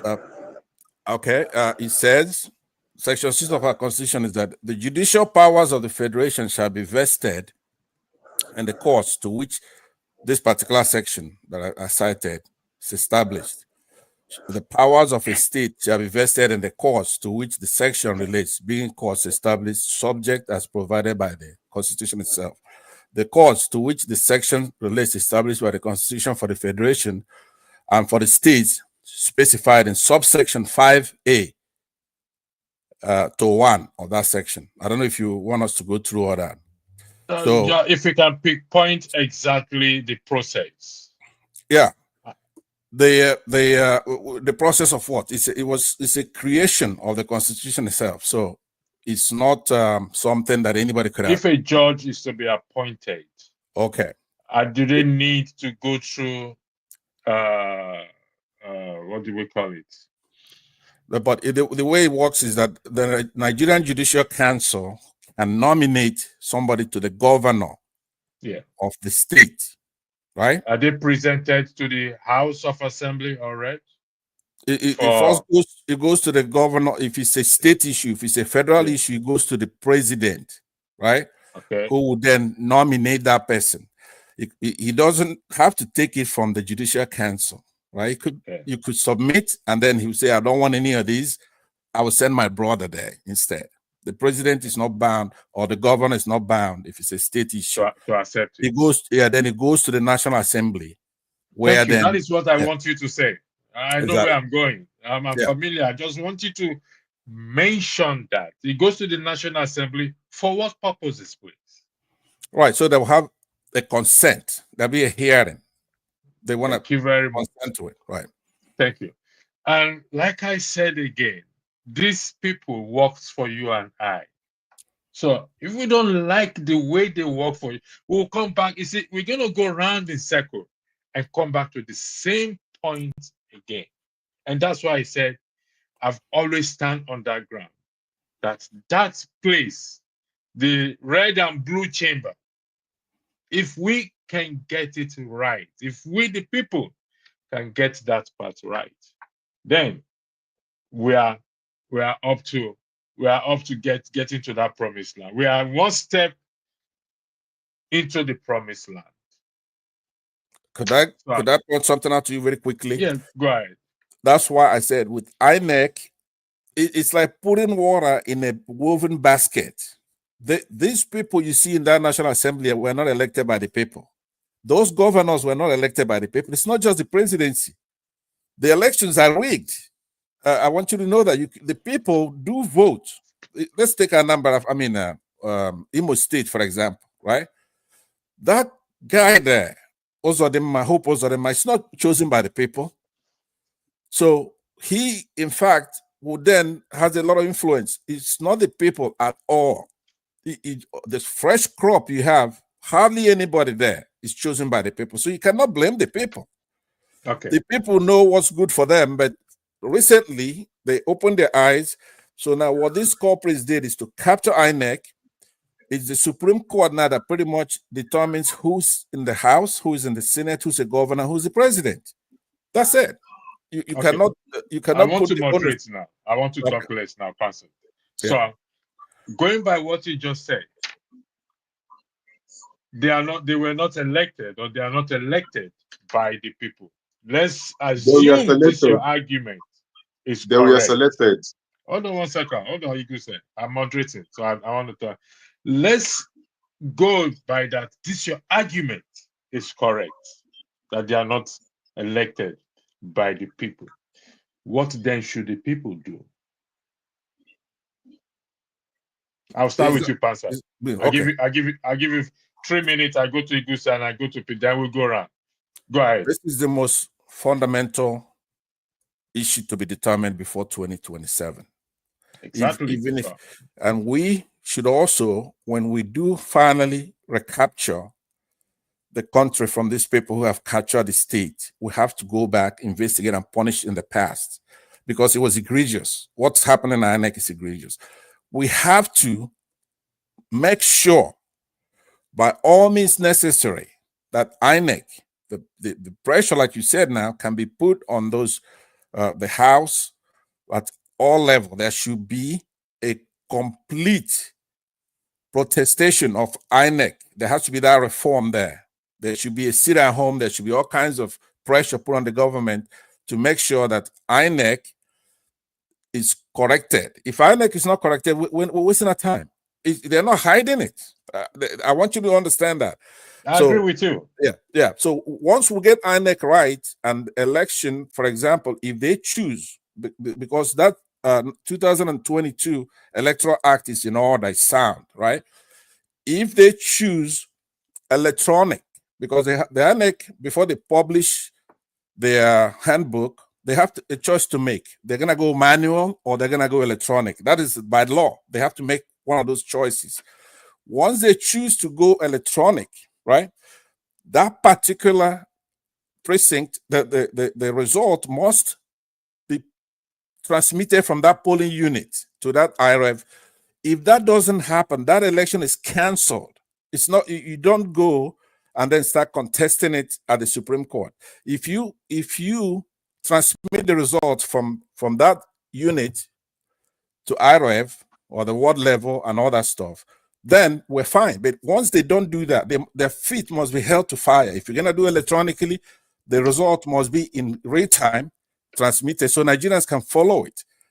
So the problem is that if they get away without doing that, so you know what, we don't have to do electronically, but you chose to do it electronically. All right. Okay. Thank you, Pastor. You've not answered the question, but I'll come back to you. The question is this. I'm coming to you, Igus here. These individuals were not elected by the people. We are saying, agreeing, if that is the case, just for the purpose of argument. What is expected of the people to do before 2027 in the context of what? Of INEC, based on the Constitution and the selection or selecting of an INEC chairman. Igu said, you got 3 minutes. Yeah, the best thing to do as people who are not happy over the situations or people that they are representing themselves in Abuja, not representing the constituency people. First of all, is that just what they call non-kinetic approach to them. What is that non-kinetic? Let the people of that constituency begin to raise alarm against that person that said he representing them that place. Make that person to understand that we did not vote for you. What is INEC that put in that place? Therefore, we are not going to vote for you. We make your things plain and open and begin to agitate for it for initial time and said no. But you know, the problem that we have in Nigeria is these people have come with a weapon of poverty. That somebody may be in a house for work, like a family man, he has 2 children and a wife in your house, and you are not sure of what people are going to eat tomorrow morning. And they have already come and begin to give you 10,000 naira or 20,000 naira so that you vote for them. And when you look at it, you will say, let my children eat tomorrow. Then he collected the 20,000 naira. That's the strategies they are using to do what? To weaponize people, to make people to be weak. And when you look at it, you find out there's a lot of problem in it.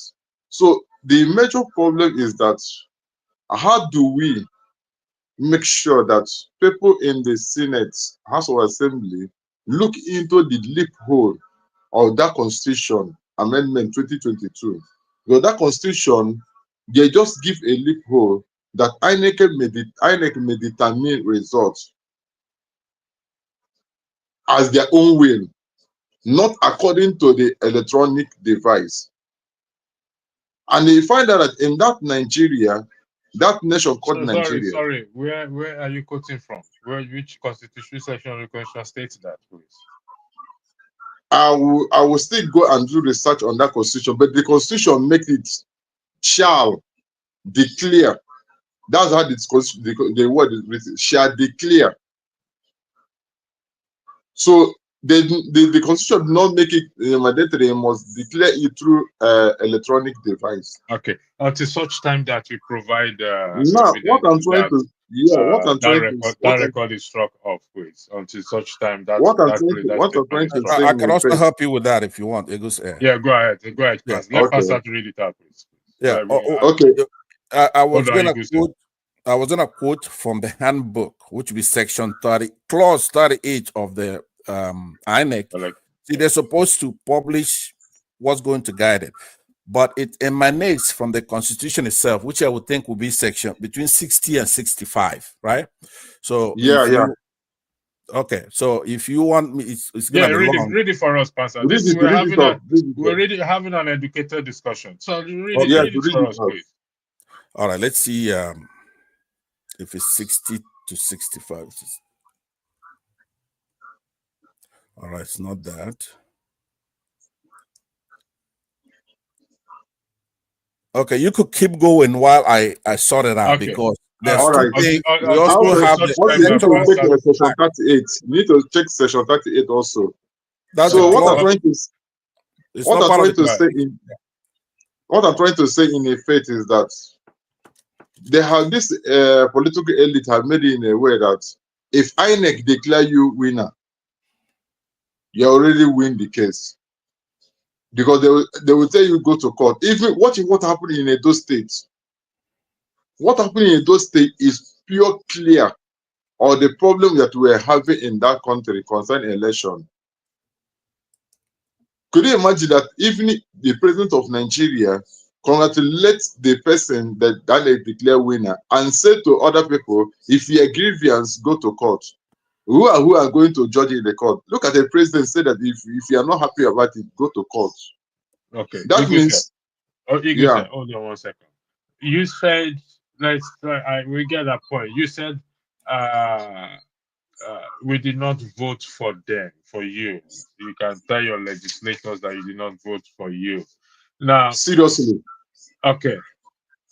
In the event that they present the document, the voting document, to say, well, this is the evidence that I was voted for. Whether it is manipulated or this and that, it's neither here or there. But they have the documentation with them that the people voted for them in the context of what? Of the lawmakers. The people voted for them. And you want to dispute that, or you agree with that, either dispute or agree with that. What is the next step? Do you want to weigh in? The next step that's supposed to be followed, if we agree that what they are doing is not right for us, due time of election,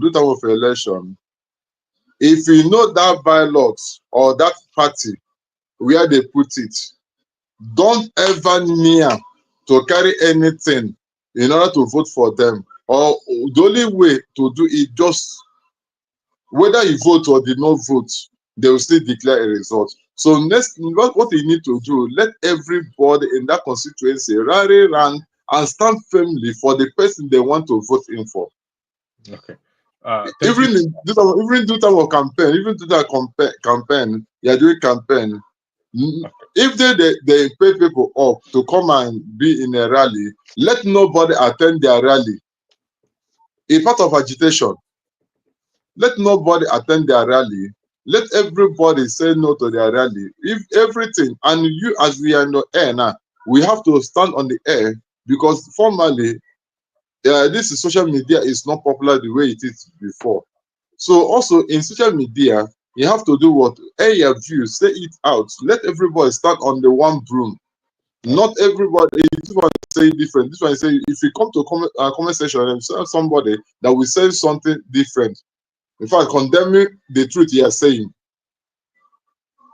So that's the problem we have in Nigeria, and nothing more. Pastor, Yeah. are you ready? Are you ready to read it for us? Did you find it, Pastor? I think Pastor is frozen. Okay. Igwe, you said let everyone rally around together.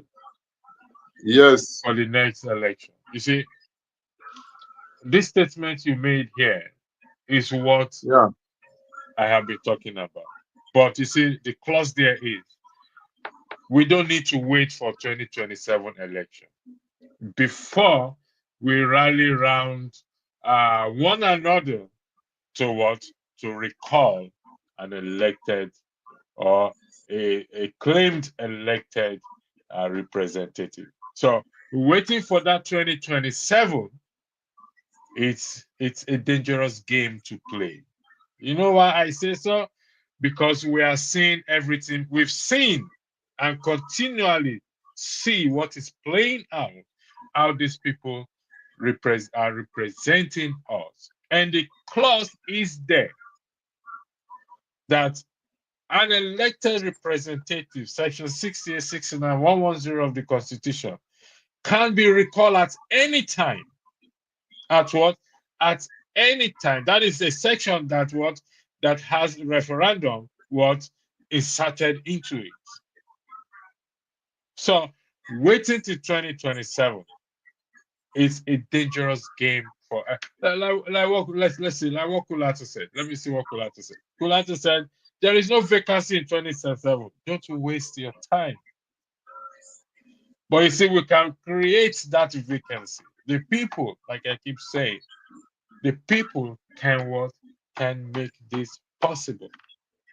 So we can sit down here and talk. With this argument will never go anywhere. That's why what they call it in Arise News. I was listening to Arise News yesterday that they invited the national coordinator of Obedient Movement. He said that they are not going to wait for 2027. That's why they started now to plan against 2027. That's why they have started now to get every route they need to get. I have said in this platform that if we want to get it right, let every one of us here be the part of the politics they are playing. Now, among everybody in Dr. Rudolph's platform, we know who is who. So it is in a constituency, you know who is who. Now, what the people in the diaspora need to do is to make sure that they get their ass together to make sure that we are going to fight for so and so person. We are going to start by him to make sure he get there. Because one is that we cannot stay aside and say that we want to fight this thing. We need to be committed. We need to be part of it. That is true about it. The days have gone when they say that politics are a dirty game. Therefore, you don't want to put your hand in it. No. This is time for us to come out currently now and be part of everything that is going. Even if they cannot put your step, at least can put your finances, can put your words. In one way or the other, because now we need to do in early stages to begin to sensitize our people, begin to sensitize people in Nigeria, make them to understand the suffering you are passing through. How do you see it? How do you look at it? What do we do? So they understand that what they are passing through is based on the mistake they made. Because I keep on saying it, every election has the consequences. The consequences of that election comes in two ways, either negative or positive. But whereby you refuse to recognize the consequences of every election, then whatever thing that comes out of it, you take it. All right. Thank you. Pastor, thank you for coming back. I think I wrote something down. Rally around each other. Okay. we have to make. Pastor, did you find it? I think we lost you that. Yeah, I got bad connection. Then I had a call coming in.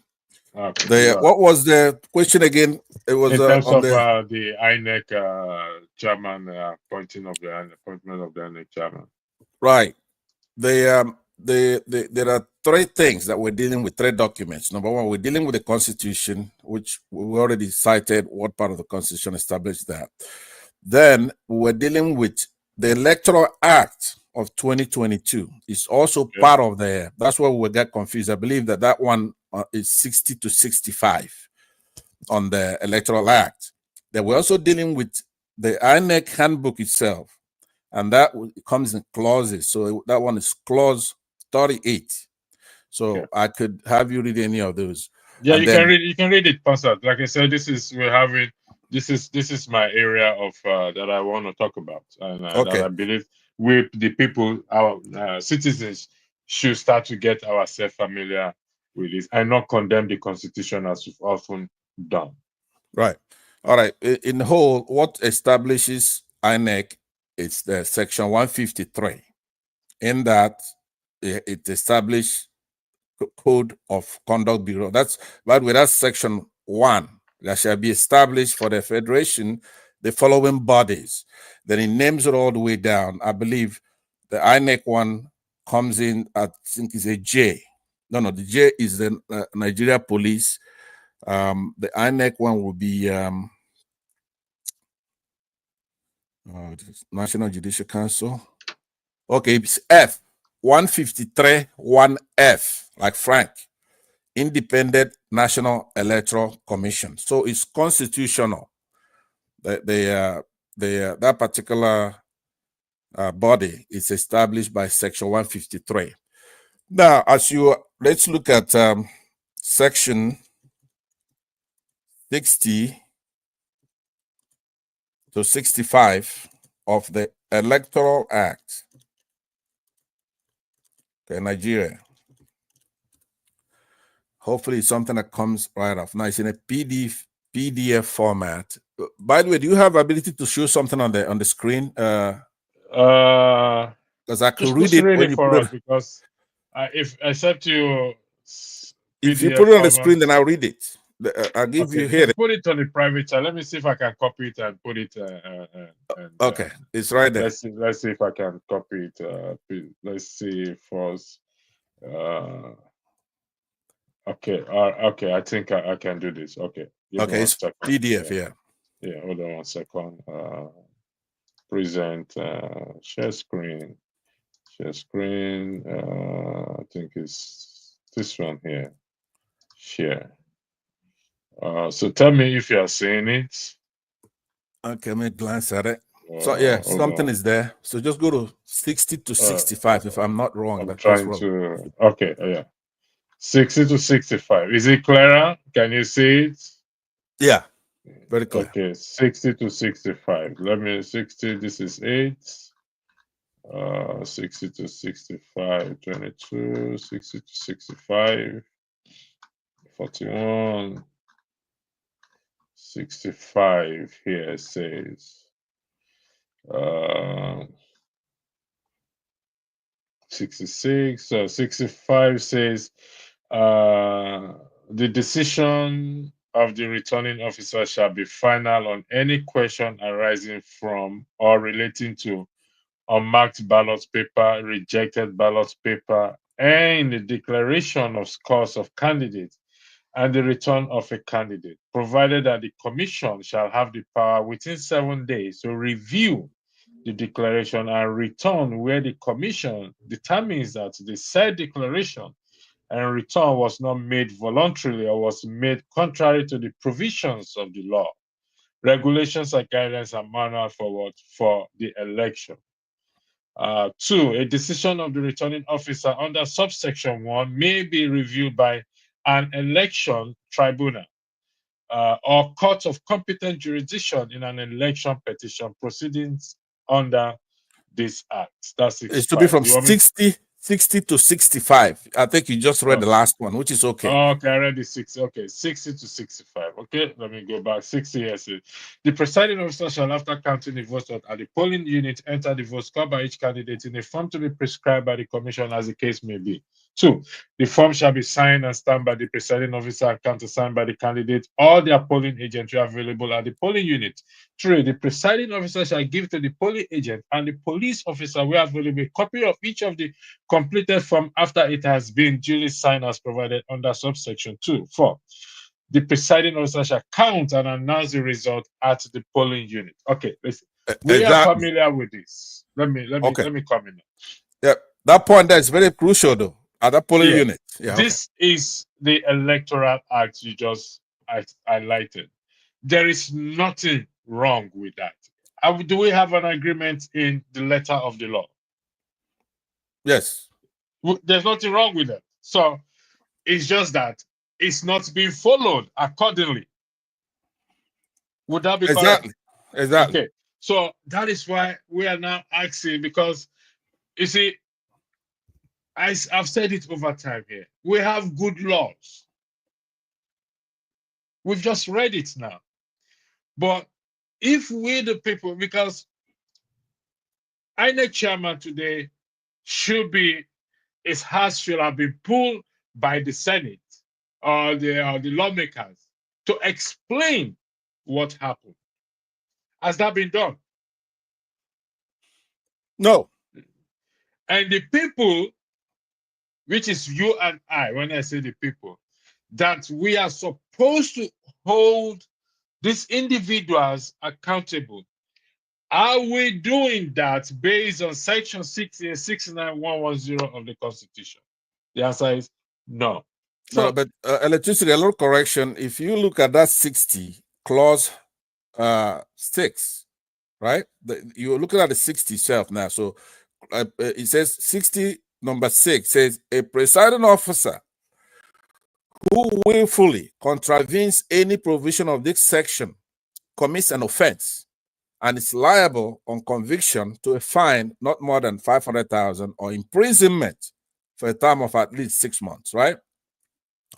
It says what should happen to any INEC official, including the chairman, who contravenes any of these things, any of these clauses here, which is very, very important. You see, it's not the people.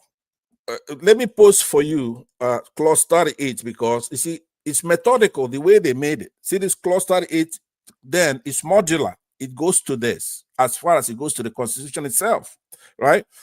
On this clause 38, INEC is mandated to publish, number one, the date of the election, and then they're given a choice. They have to, now this is before the election, they have to choose, are you going to go manual or are you going to go electronic? It's up to them. They will have a meeting, they will have a vote. It's not the chairman alone, it will be the entire commission would vote and say, okay, we're going to go electronic. Once you make that decision, then you're bound by this 60 to 65. So on this, their clause 38, they made a decision. Okay, so we could read that now because I posted it for this particular reason. This is not about talking. I don't see 38, I see 39. Is that the first? In order not to go back and forth on this issue, yeah, a decision was to reach to what to conduct this the election electronically. Right. Would that be correct? That's correct. However, something happened along the way. It was switched off or whatever was done. We all agree on that. They said it themselves. Now, the question is this. Our lawmaker who are responsible, you said something there, they should be adversary. Even though pursuing the same goal, the adversary in one way, checking each other. That's checking each other.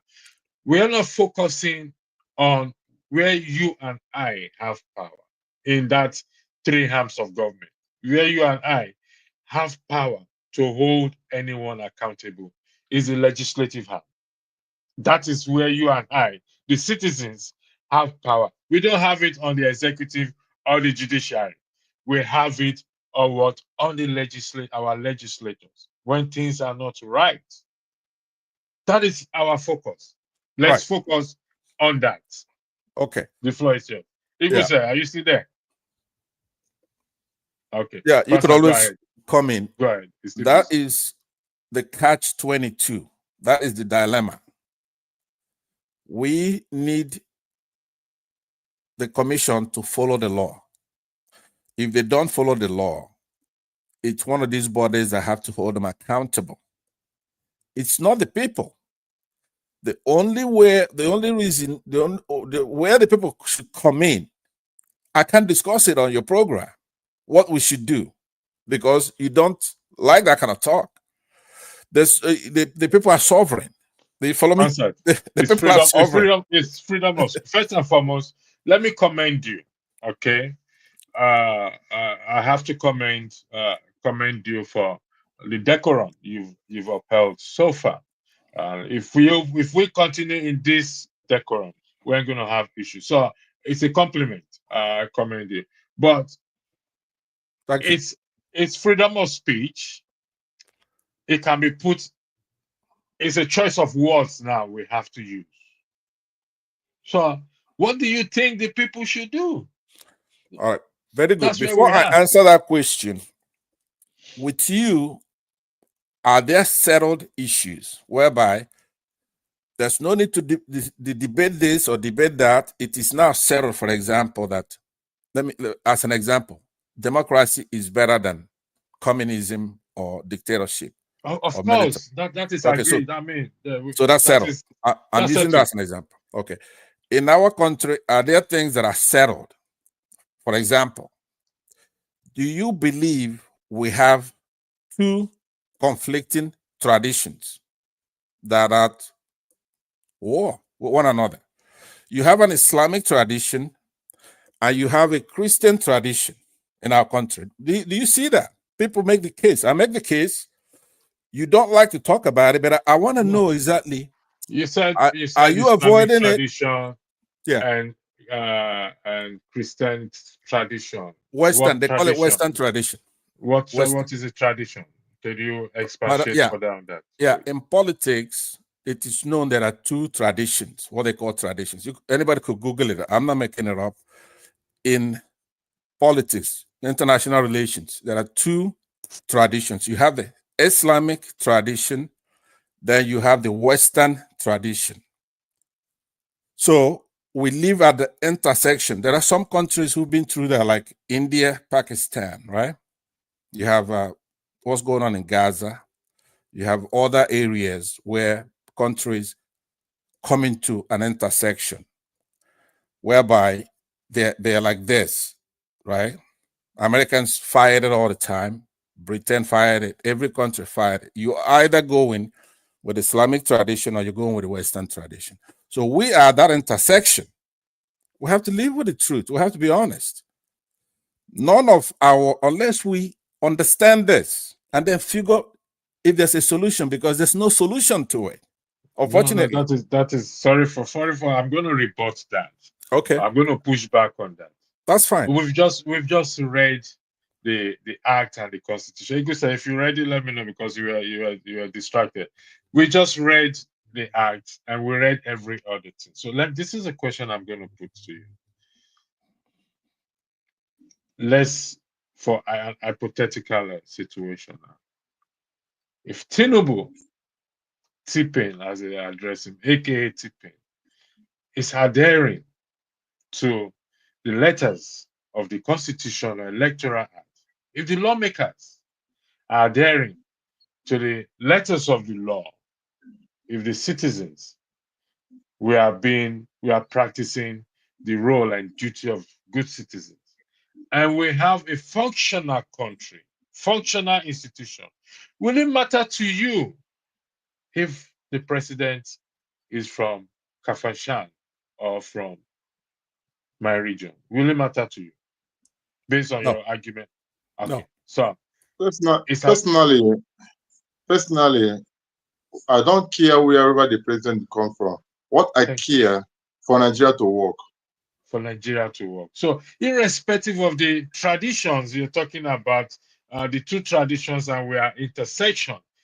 We want something to work. So That is if we correct. can focus on that. Okay, but let me. You have to be methodical, right? You have to be scientific. A lot of things is by observation. That's a scientific method. That's why I posed that question to you. Now remember, me who is pointing out this, I'm not. It's not my issue. It's not. It's just the true and false of it. True or false? We have a country where Boko Haram is ravishing the country, right? Picking up girls from secondary school, hundreds. There's never been one case where they're brought to court, right? And said, okay, look, let's try you. That's one. You have a country where the legislators, the laws are being carried out based on religion. But you can also look outside of our country and look at other countries who went through a similar thing. At some point, you're going to have to solve that problem. Because once we solve that problem, we're going to be fine. You have a country now, where... I want to come in this place now. Go ahead. Based on what you're saying, I watched a Shure podcast day before yesterday, and he was saying something based on what is going on in Nigeria. And he said that as long as what he knows concerning Nigeria government and what happened during the Civil War, till today, there is a record, there is agreement that an Igbo man cannot be trusted to become the president of Nigeria. Let me correct that. I want to say something. Hold on 1 second, Igbo sir. He didn't say there's a record. It's just making an argument that maybe there's something hidden somewhere that nobody knows about. Where it is. He didn't say there is a specific record. Let's put the he said that he cannot give details where it is. Even their father, even his father, all say it to them. It's on record. Even in national news, they have already said it out. Now, I want to say something concerning this because we are trying to make things to be open. The problem of Nigeria till today, as a result of history that died up in Nigeria. You see, this history, the omitted in Nigeria school curriculum, is creating a lot of problem in Nigeria. Electricity, you that are talking about Saro-Wiwa, do you know that there's a lot of children right now who don't know where the man came from, who don't know what the man did for South. Okay, let me ask you a question. The Go children ahead. are going to school. Do they have parents? Just a stupid question I'm asking. They have parents. And their parents are aware that they don't teach history in the school? Many of them knows about it. And the parents knows where their lawmakers are? Are they blind? Are they not the one that voted? You've answered the question, yes. You see, our problem is not far away. It's right under our nose. We think we have to go to heaven or to go to somewhere and bring the solution. It's right under our nose. Go ahead, Pastor. That's right, because that's why I came to you. You make that case, but then you have to first agree to the problem, right? If you want all the citizens to act, you want to say, okay, look, we have a problem.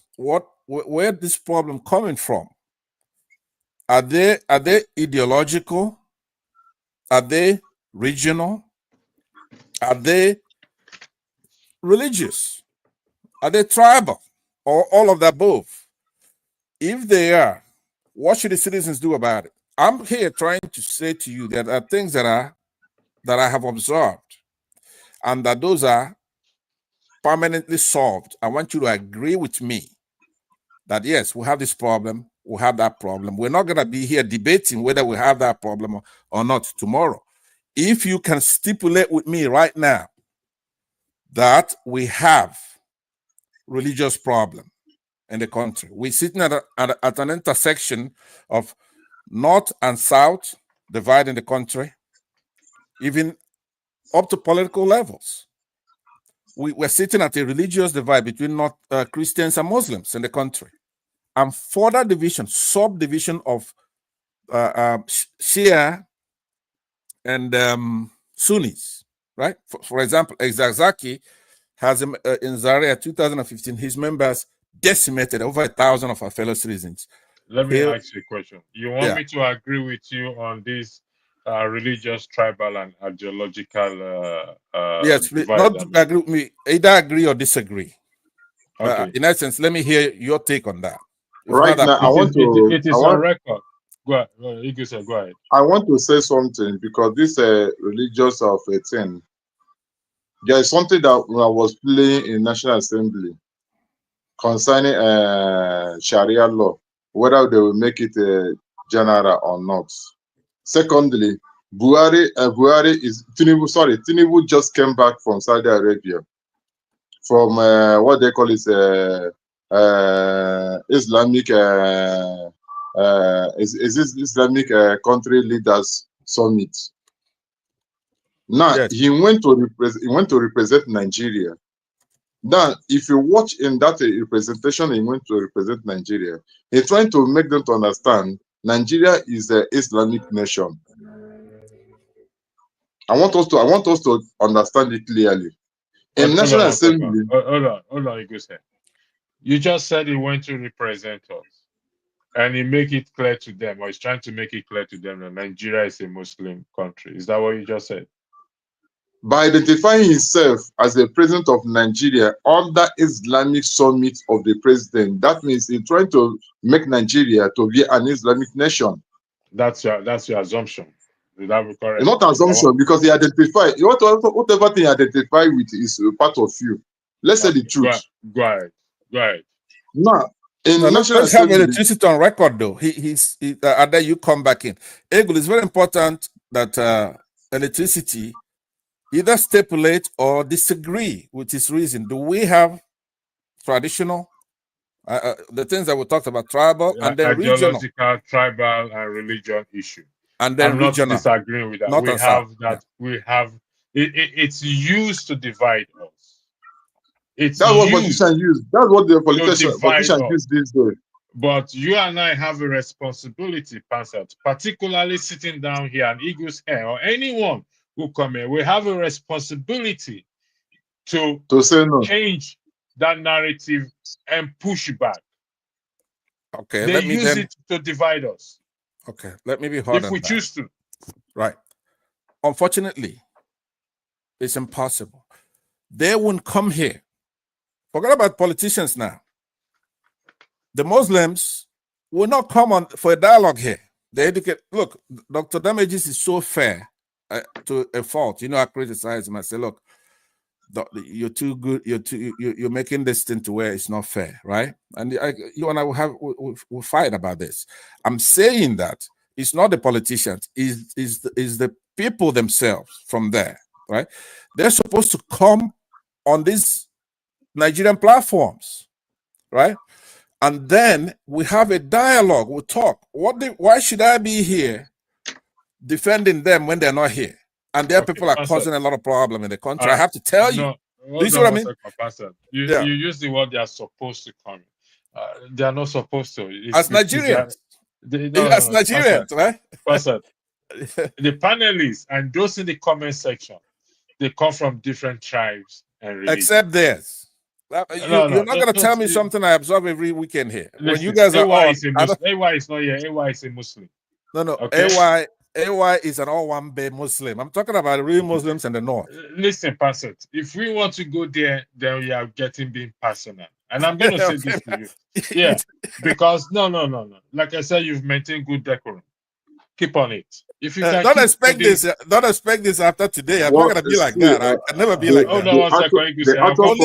Only today I'm going to be like this with you. No, it's going to, well, you can do that with other moderators, but I can guarantee you with me, going forward, this is how you are going to be. You are going to maintain the highest of decorum. You see, we'll see about that. The ones that have been on this platform, you will be honest. Let's be honest with ourselves here. I hate to be personal. You yourself contributed to driving them away with your actions and your behavior. particularly with Masca. Can I answer that? Let me answer that.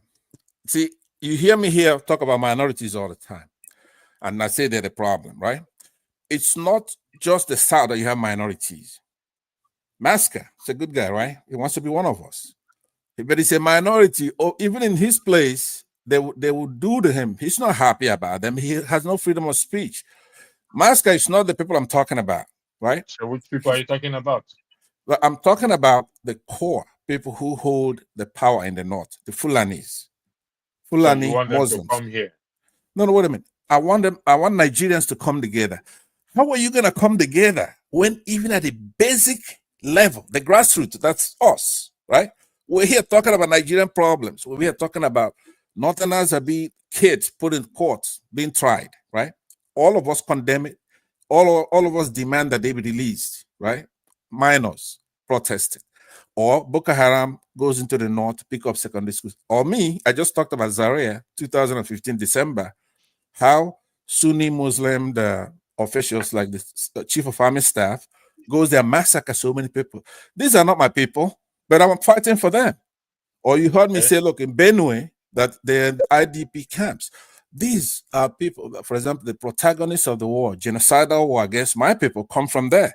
But I'm fighting for them. I don't want them in IDP camps. So now, if you want Nigerian polity to be one of the things you should come here and say is, hey, look, where are these people? We're Nigerians, we're one on this platform, especially this platform is fair to all. You're going to be welcome here. Now, what I say to Masca is that, Masca, you want to be one of the guys, you're supposed to come here, and you're going to say, my people turned up that beavers. My people are not going to school. And I'm gonna tell them now that they're gonna knock it off, right? Just catharsis. That's what I'm saying. Yeah. Go ahead. Respectfully, we can't do that because these people, they have their own right and will. Listen, this is a counsel I'm going to give to you. Okay, based on what you just said, you don't have to take it, but it would be nice. Take it, I mean, on advice. Let me the way they normally put it. Take it on advice. You said you're fighting for them. You are supporting them. All I will say is keep doing it. Don't expect anything in return from them, whether they applaud you or they don't applaud you. Like what Eagles said, it's let's make it our concern. They don't have to applaud us. Coming here, sitting down here. Do you think I'm paid? Nobody's paying us. Udov is not paying us. He's not paying me. Sometimes I come here to while away my sorrows and talk and this and that. So just keep doing it. If we keep focusing on this, the core people here, you don't even know whether they are doing it in their own little corner. They don't have to come to this space. Yeah, let me say, Iguse, I don't know let Iguse speak. After you, I want to respond to that. Go ahead. Okay, Iguse, the floor is yours. All right. Based on religion, we are talking about it. I want you to understand that sometimes the problem we have in religion that we make ourselves to be too religious. And once we make ourselves to be too religious, that's when they will take advantage of that. Personally, I'm a Christian. I teach Bible, I read Bible. But I will not allow for you to take advantage of that Bible I read over me, to place me in a place that is wrong. I will say no. I will say no to it. I have to stand on the truth. Even if you are my bishop, you ordain me to work under you, but I found out that the area they are leading me is not right. I will say no. It's not right. So the problem is that when they find out, those politicians, when they find out that we are too religious, they take advantage of that. And once they take advantage of that, they divide us for it. That's the problem. They will come and tell you, I'm a Christian. How are you going to vote for a Muslim wherever I live your brother as a Christian? And somebody is telling you that vote for me because I'm a Christian. When you look at his life, everything that smells out of him is corruption, and disaster. Because of is a member of your church or a Christian, He said, let me vote him in. Then what do you expect they're going to give that place? So it is a Muslim. You know that your brother is not a good person. Is very terrible. Because he's your brother, say, hey, let my brother go there. Let my brother go. And when he go, he mess everything up. That's the problem we are facing in Nigeria. But if we can tell ourselves truth, as electricity is, that I know that if I send it that place, out of anger, he'll slap somebody. Or you just back up a constitution that will put people in prison. I know that it will be harmful to me and harmful to the Nigeria. I will not vote for him. I will not allow, in fact, I will not encourage him to go. That's the main issue. But when we say that this person is my own, this person is my own, let him go, whether it's good or bad, whether it's good or bad, at the end of the day, we come back with nothing. Now you go there and mess everything up. But when I see Passat is right, despite that I have dispute with him, despite that when he come on platform, he talk to me anyhow, ask me to go to hell. But I know that when he go, he represents me very well. What do? I will back him up. Despite we have dispute, but for him to go and represent us where it matters to me and nothing more. All right. I want That's to how highlight life is. something. Sorry. I didn't want to pay attention much on the comment section so that it doesn't derail our discussion. I find this curious. How come your state governors from Southeast are collecting loans from Islamic banks? I don't know how accurate this statement is. Passat. Yeah, Can you you couldn't. I'm not sure they're doing that, but I couldn't push it past them, right? I Okay, couldn't all right. trust these governors more than I could Okay. throw them, right? These are So, not. so you can see that the issue is beyond what you and I. The issue is a listen. Let me say something concerning that alone. As long as it's all about taking loan. Taking loan does not ask where you come from. It's not Tinubu that travel to what they call it, BRICS. It's not Tinubu that they went for BRICS. Are they going to BRICS for them to become war power? They're going there so that they can grant them loan of 5 billion. That's the purpose of going there. And the money is not that they are going to bring the money to develop Nigeria. They are bringing the money to share it. So it is all these Southeast governors. So when they go to the loan, like IMF, what IMF used to do, they will tell you the policy, they will tell you what to do in your economy. If you accept, then they give the loan to you. If not accept, Okay. they will not give the loan to you. All right. Let's look I at would this like now. to, by the way, after you're gonna read this. Hold on one second, Pastor. Yeah. I just highlighted something here. You see, I like this discussion we're having because why I said I do love it is it's doing two things for me. One, we are focusing on accountability, the constitutions, legislations, the absence of rule of law. And two, it's helping me to calm down. I know why I said something personal. But here it says, why not speaking about breaking news on redacted info from the USA? CIA via a judge has declined to release Tinubu's drug case, citing the person is an asset and may compromise their national security. Pastor, this is what you raised up. Yes. Would that be correct? That is correct. Okay. I want us to what? For the remainder time that we have, I want us to dissect this thing. And I want us to be honest, truthful in this regard. Because if we are not, then we just close shop and go home for the night.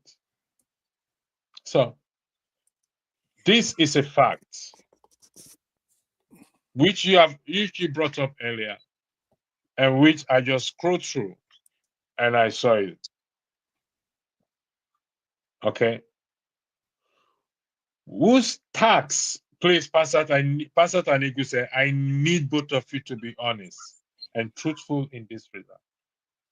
Who is taxed in respect to this allegation to what? To hold the presidency accountable, or to ask the president for an explanation in the interest of our own national security. I'll start with you first, Pastor. You are muted, Pastor. Okay. I was muted, and before I tackle that, I think you gave me like 3 minutes. Let me spend 30 seconds to say. So far, I have not got you to commit to settle the issues. I believe you stipulated generally we have problems to the north and south, Muslims, Christians, and all kinds of things. The reason why I want you to commit to this is so that we don't keep debating it, but we start looking for solutions. It's not a sentimental issue. Are you referring to the ideological, religious, and tribal issue you're talking about? That we have in our country, that we cannot solve the problem. Pardon? You said I should commit to it. And say, yes, we have this problem. And say, I think you should rephrase your word, the choice of words, saying I should commit to something. I think you should rephrase. Okay, how would you put it? It's like you're telling me I want to be settled. I have to commit it. I have to agree with you. I want you or disagree. Okay, right? And I did say, for the record, that this issue you raise up, they are used to divide us. It is a problem. I'm not disputing that it's not a problem. Okay. However, they use it to divide us. Because why? Because let me finish. Yeah. Because you and I are married to these people with different religion. Not me, but some people. No, I'm just, when I say you and I don't mean you. I got you. Yeah. So we're married. We interact with each other. If you getting a boss, I often use this as an example. Pansa, be honest with yourself. Have you ever asked, is this bus driver a Muslim or a Christian? No. Is this taxi driver a Muslim or a Christian? Is this my landlord a Muslim or a Christian? Is this booker I'm going to eat a Muslim or a Christian person that is running it? We don't consider that. We just go and accept it and go in that. So they use it to divide you and I. And it's time for you and I to wake up and say, no, you're not going to use this to divide me and Pansat or Eagles Air or Masca again. Because why? We want the same thing. We want a working government. But saying you want me to commit, I have issue with that phrase of word. Okay. So, let me finally, on that point, I'm saying that all the way back, I guess it was 1979, we have what's called the federal character principle, right? Even before that, it was decreed by the military. You have to make every part of that country believe that they are part of the country. So in that federal character doctrine, it permeates through our government, our institutions. You cannot, for example, start doing a Muslim ticket and then you're going to leave out Christians when you do that. You're going back, right? You cannot do where a lot the federal institutions are in the north and you don't have them in the south, or you cannot do where Southerners commit a crime like Emefiele or anybody they're holding, but Northerners are not. So the federal character, emanating from, by the way, Section 37 of our Constitution, which then created an agency for this. The Northerners are, and Muslims are eviscerating these things. That's who you need to talk to now. Once you mention Northerners or Muslims, your ear go like this, right? But Pansat, that's not the case. No, Pansat, we've been doing. Have you heard about that federal character? Do you know what it is? Yes, Pansat. Okay, I've heard about it. We will weigh into this federal character some other day. I will give you that opportunity. You will be the guest. We'll wait, and I'll put questions to you. Some of the questions you will not be comfortable with. Okay, but then I'm good with that. You promised to do that. I promise to do that. Okay. All right. I hold you there. Hold me to that task. I don't know. Let's talk about this Tinubu case of Okay. That's actually why I came here. I brought it up when I came. And I asked a question. When sorry, hold on, you said when Pansat brought this up, just for the purpose of the audience and for the record, when you raised it up, I did ask, is there anyone in that country in a position of leadership that are not an asset or compromised already? I'm going to let me give my piece, then I'll leave the floor to you people. Okay. Yeah, you go to Eagles Air, then you come to me. That's fine. Yeah. Let me give you my own piece in this regard. I don't think any president ever in that country is not compromised. Buhari, Abacha, good Lord Jonathan. This is me speaking. I don't have my evidence, but given to the way they behave, I don't think none of them, every one of them, are compromised. Have been compromised. Even our lawmakers, the people lobby for something. They are compromised. In fact, if care is not taken, they are all assets. So saying Tinubu is an asset to the US and may compromise their national security, to me, that is not a breaking news. It doesn't move me one bit. I have to be honest with you. However, it still boils down to the same thing I keep saying. If we know this, now that we know it, the question is, what are we going to do about it? Are we going to fold our hands and say Serahai, whatever will be, will be? The future is not ours to see. We don't have control. We are helpless. We can't do anything. Kulata said there is no vacancy come 2027. So Wike is an asset. I'm mentioning names. I'll tell you, they're all assets. They can challenge me on it. And I just need to cite one or two things. And they will tell you that, yes, they are assets. So that is my own opinion. Oh, no, not opinion. I beg your pardon. I redraw. That is my own take on this in this regard. Tinubu is the president.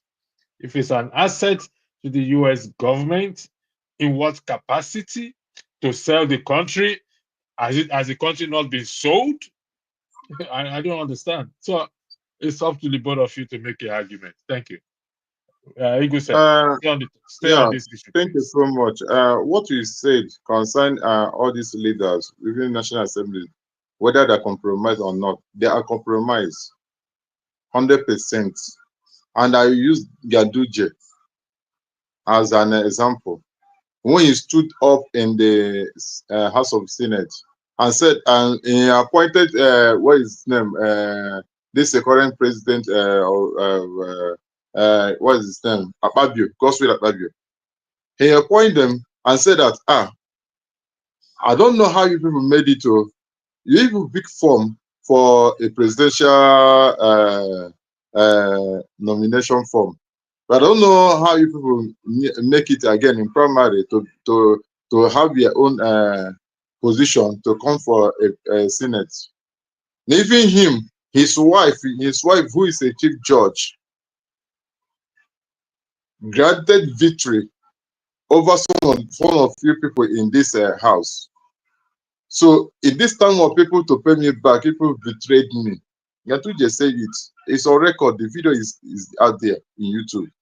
Now, when you talk about Tinubu, let me tell you, the Westerners, they have eyes in Nigeria because they know that when they capture Nigeria, hold Nigeria, all the rest of Africa that holding them, and do not expect the chief judge that holding this case in America to do what, to bring it out or to declare all these informations, make it public. She cannot do that. Reason: if you watch last Saturday, is it a Saturday that we have David Udeni here? There's some certain things that he said. That as long as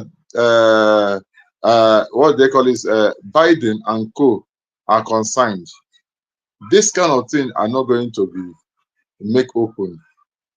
But they still believe that the case they are making out of it, they can come out positive. But for him, he know that there's no positive about it. Because one, if they hold Tinubu with that case, in order to do whatever thing they demand or required of him, he will be doing it to them. But if it's somebody like Trump, who is a Republican, is there, they don't have any interest of any such. But the US and Western, they have interest in Nigeria because they get a lot of things they get from What Nigeria. are you on about, Igusa? You said Trump will not have interest if on Tinubu, if it's a CIA asset. Trump don't have that kind of he don't have any that kind of this interest in it, because Trump is the type that Trump is the type that what he talk every time is about ours, about US, about white. He don't talk about every other issues. That's why he's trying to this current one now. Listen, let's do this. Let's do this. Sorry for interjecting. Listen, do you understand what an asset is? If somebody's an asset, it's a question I'm asking. Yes. And do you understand the position of the president of Nigeria? Yes. Do you understand the enormous power he has? Yes, I do. Do you understand that the president is equally the minister of petroleum or whatever it is, the way they call it? Do you understand that? That's what he is today.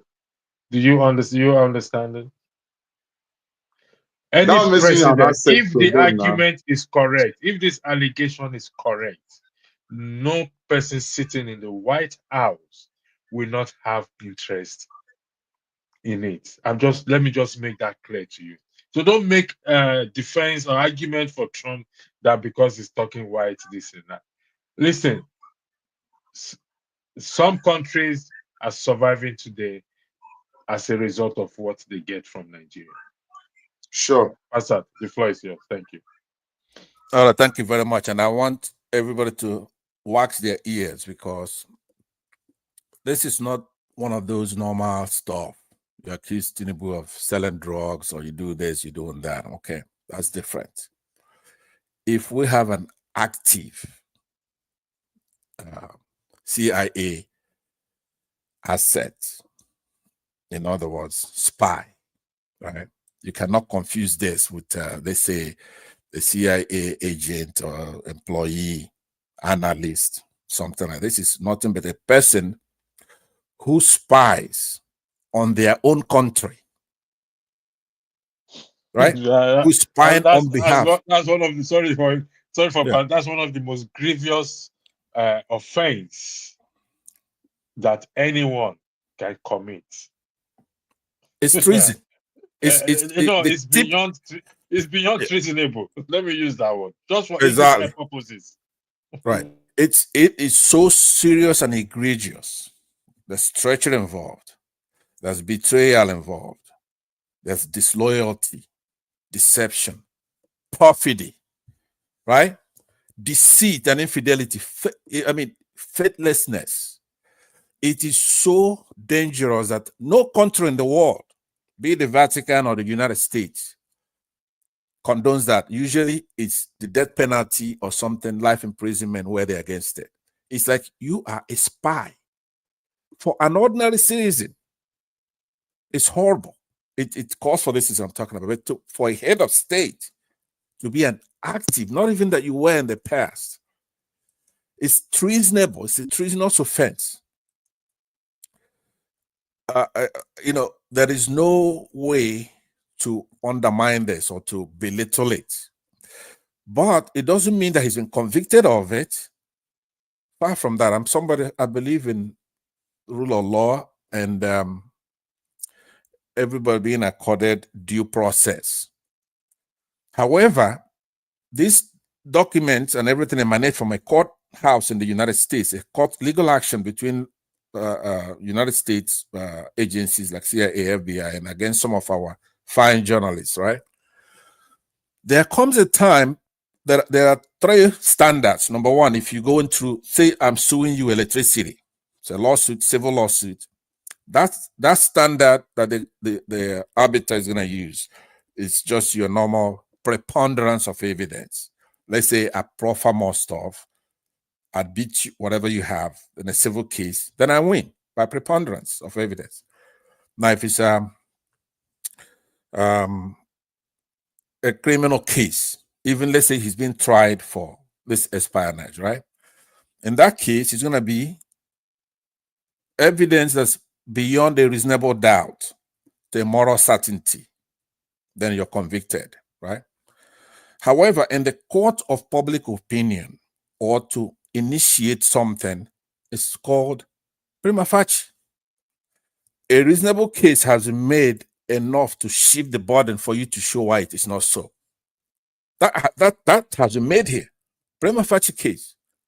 Doesn't mean you're guilty, but there's so much out there that it is now up to you to be able to show that you didn't do it, that you're not a live asset of the CIA.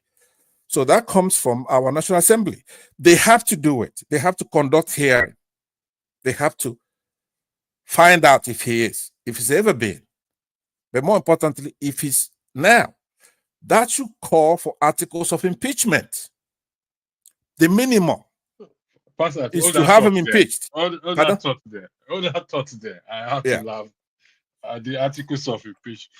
I wish, let me check. Rudolph have a show set up for starting midnight. So midnight Nigerian time. So I think we still have enough time. This article of impeachment is Pastor. Okay, you know what? Give me a day. I know we don't have each other's contact. Just give me a day that you want us to talk. You still have the floor. Just before I forget, give me a day that you'll be available. Just give me a day right now. Let me see. I'll work out my calendar on my head. Eagles, just 1 second. Pastor, give me a day. You're muted, Pastor. You're muted. Okay, it has to be from Monday next week or Monday itself. I'm gonna be busy from tomorrow through the weekend. So Monday show. Monday. What time Monday? Yeah, what time is this show? Yeah, what time? In the US. I am, yeah. So where are you? You're free throughout Monday. I'm in the UK. You're free throughout Monday. Yeah, Monday is good. So we could conclude it between now and then. The Monday. So just watch out on the Rudolph platform for Monday. I will set it up. Then we will continue this discussion. But go ahead. The floor is very well. Okay, I see Ego's eyes. Ego's eyes. He wants to come in here. So let me just say let him come in because let Ego say come in. You not get the floor. Ego said the floor is yours. Thank you. What I'm trying to say in effect is that our constitution, we have constitution, but it does not work. We have lawmakers, but they are not working their works, because this kind of thing is something that when they hear it, next thing to do is to invite Mr. President, please come explain to us all this thing. But before then, they have to have people that will do some investigation concerning what they had, whether it's right or wrong. Now, Mr. President have to come and explain what he knew about it or not. For instance, the day one of the lawmakers, one of the people that call himself honorable, who is representing one constituency in Abia State, slapped an urban man. The same day that one man also, one of the representatives in the UK slapped another person on the road.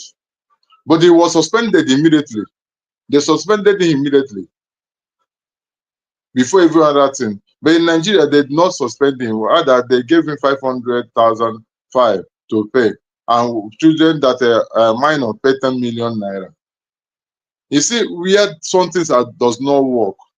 So up to tomorrow, whether Tinubu is an asset to CIA and all the rest of them or not, our lawmakers will don't pretend that they not hear it. Don't be surprised tomorrow now, Ononuga will come out and tweet that all this is a propaganda. It's a mere propaganda, this, and they would want to undermine the president and create confusion. And it didn't just die off that place. So we have a nation that does not work. We have a nation that have constitution. Constitution does not work on the politician. Rather, the constitution work on the and the masses, poor ones in Nigeria. So all these things that we are saying, there's no way we are going to make case out of it.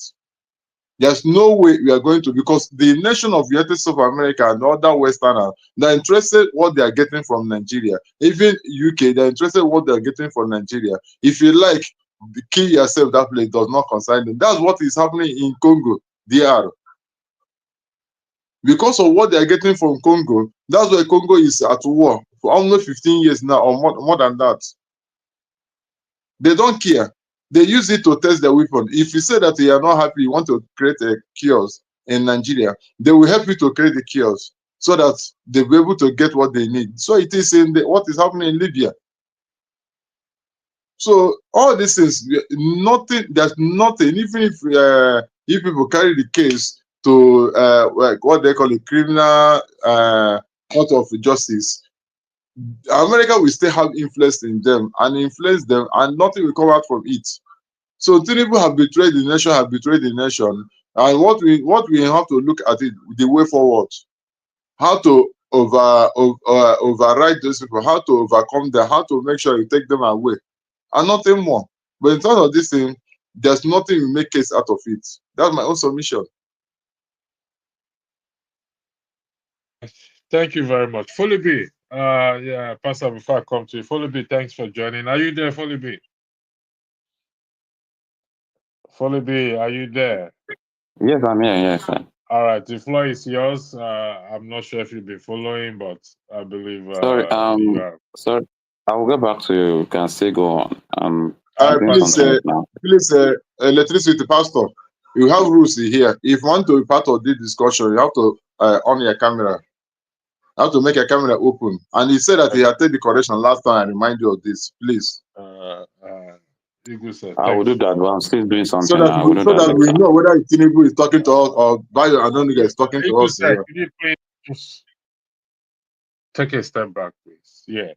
Foley B will on his camera if he wishes to on the ground that he's joining from Nigeria, and we make exception. So I know him personally. So he makes exception. He doesn't have problem turning on his camera. We give exception to those who are joining.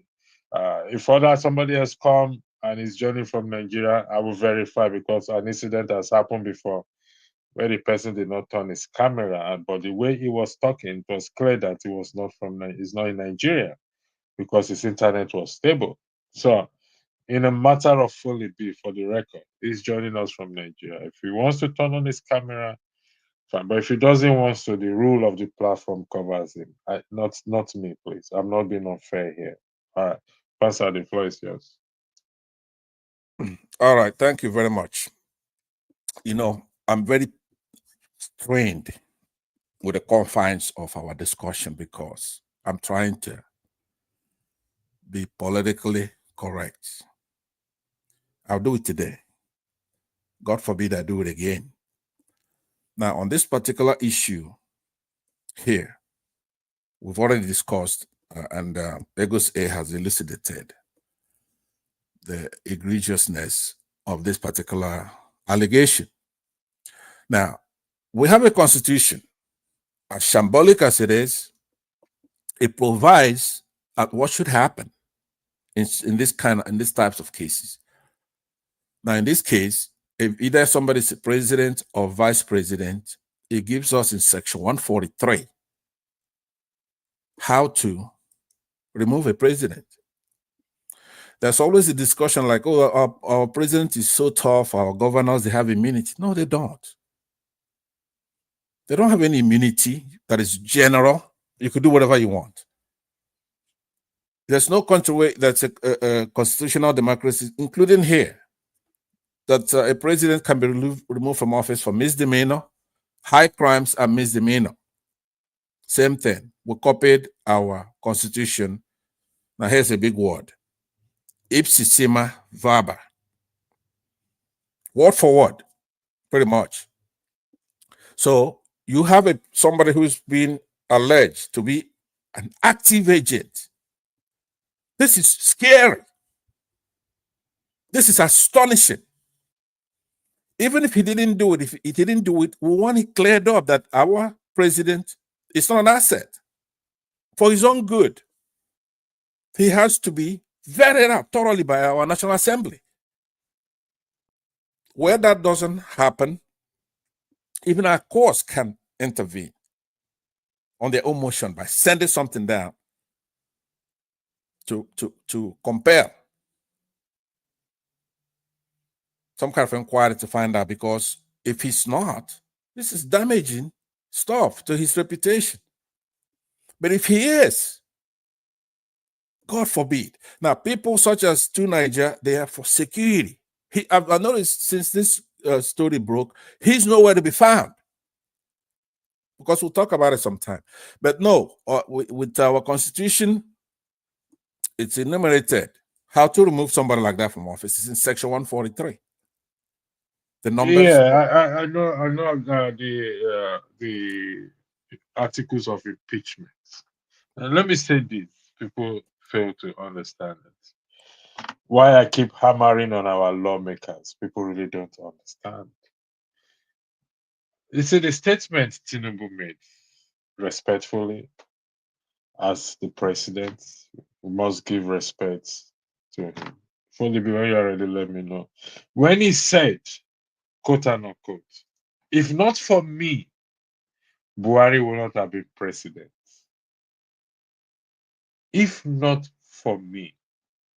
So, at that moment, or when he becomes president, they should have asked for clarification what it means by that statement alone, and invoke the article of impeachment. There are several things that can be used to invoke the articles of impeachment.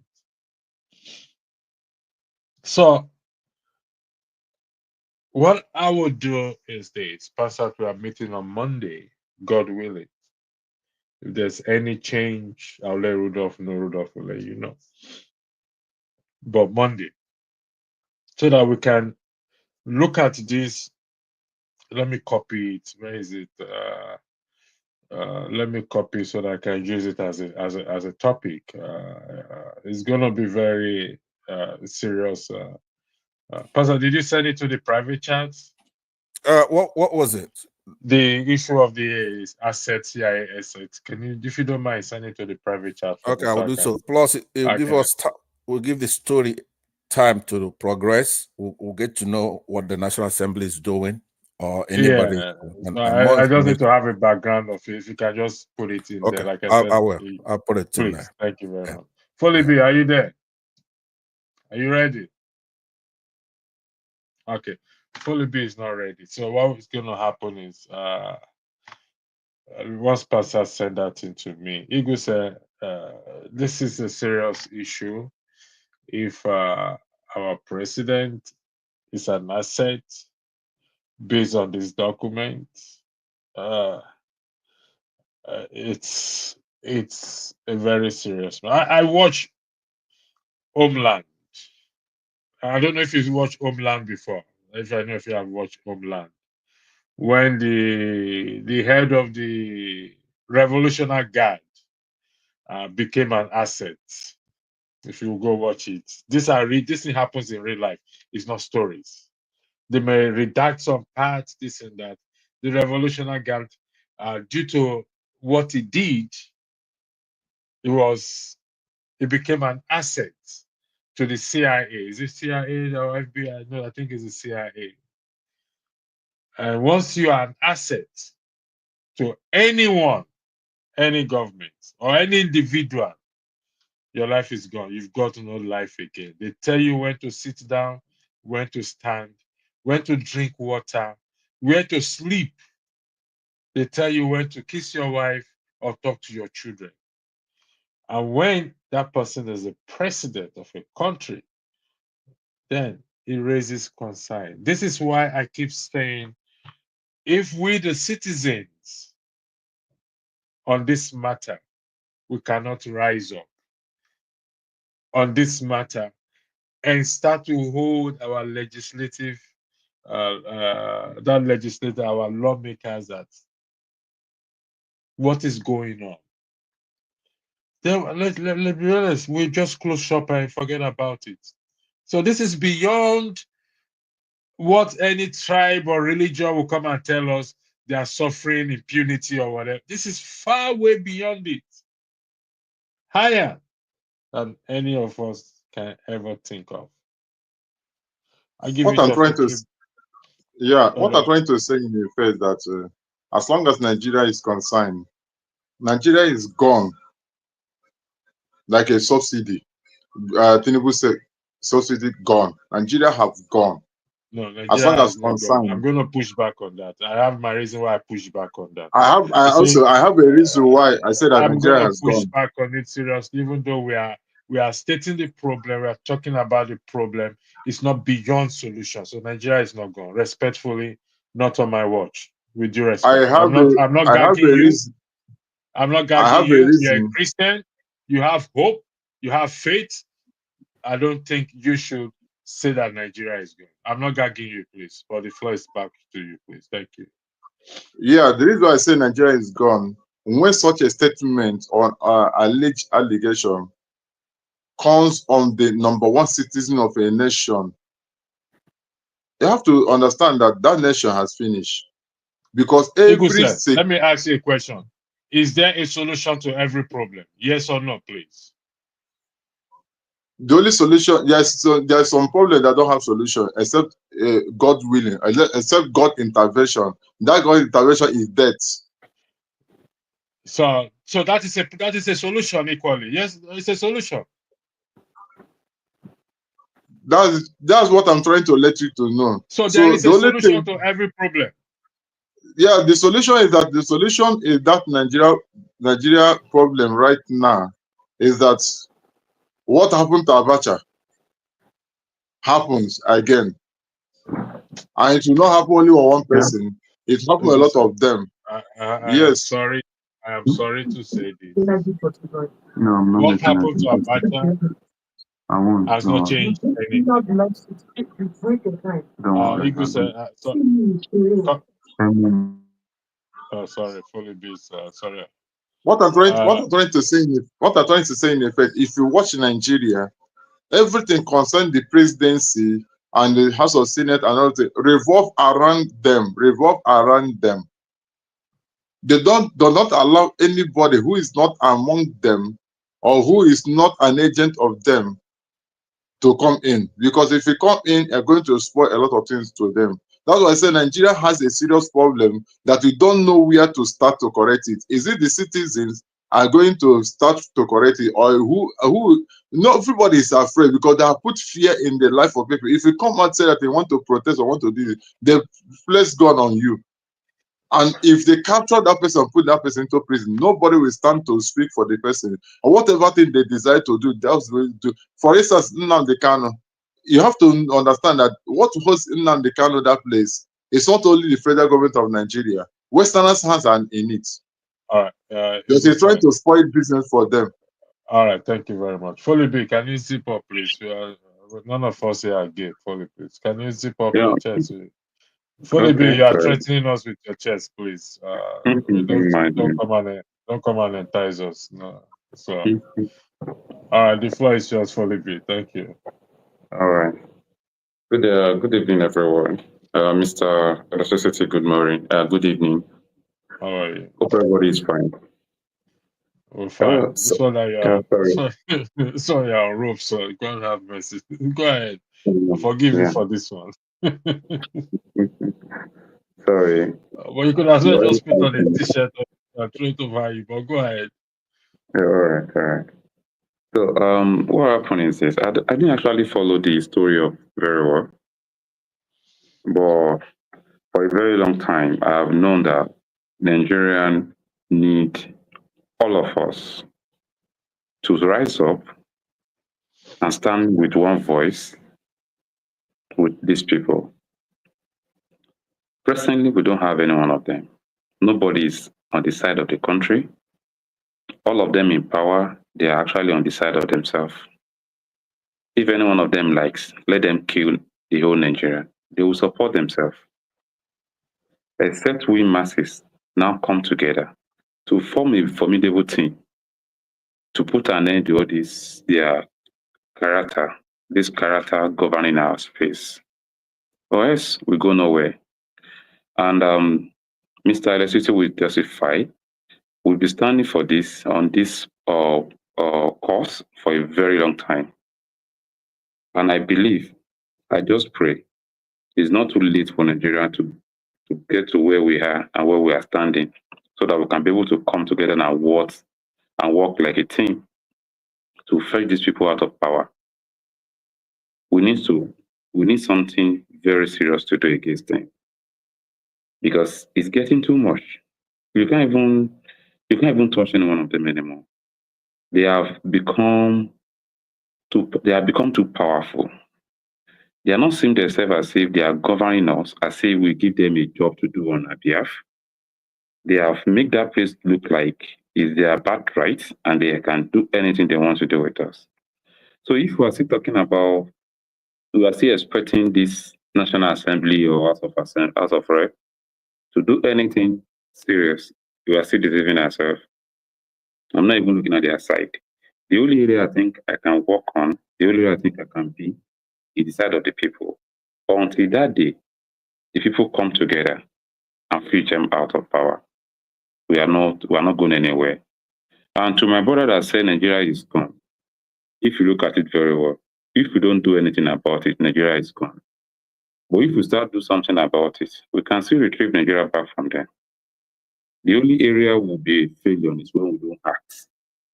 That is only when I can accept where we are gone. But as long as we are responding, as long as we are taking a step, we can still take our country back from them. Sure, I think that one is sure. But how do we organize?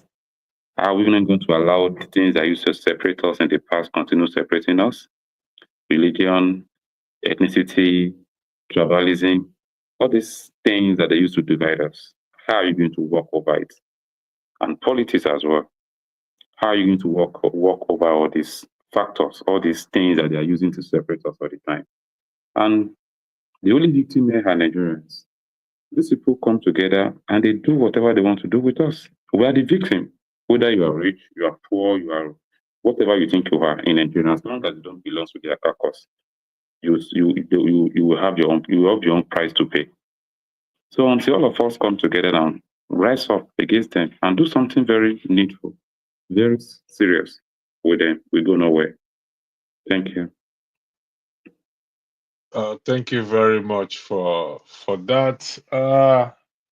Before I leave the floor open, thank you for joining, Mr. Tony. Tomorrow.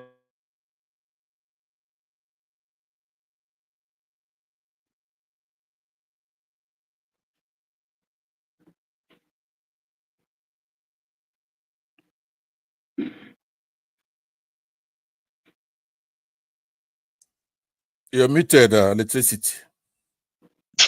Sorry, my apologies. Sorry for that. Thank you. There's going to be a broadcast tomorrow.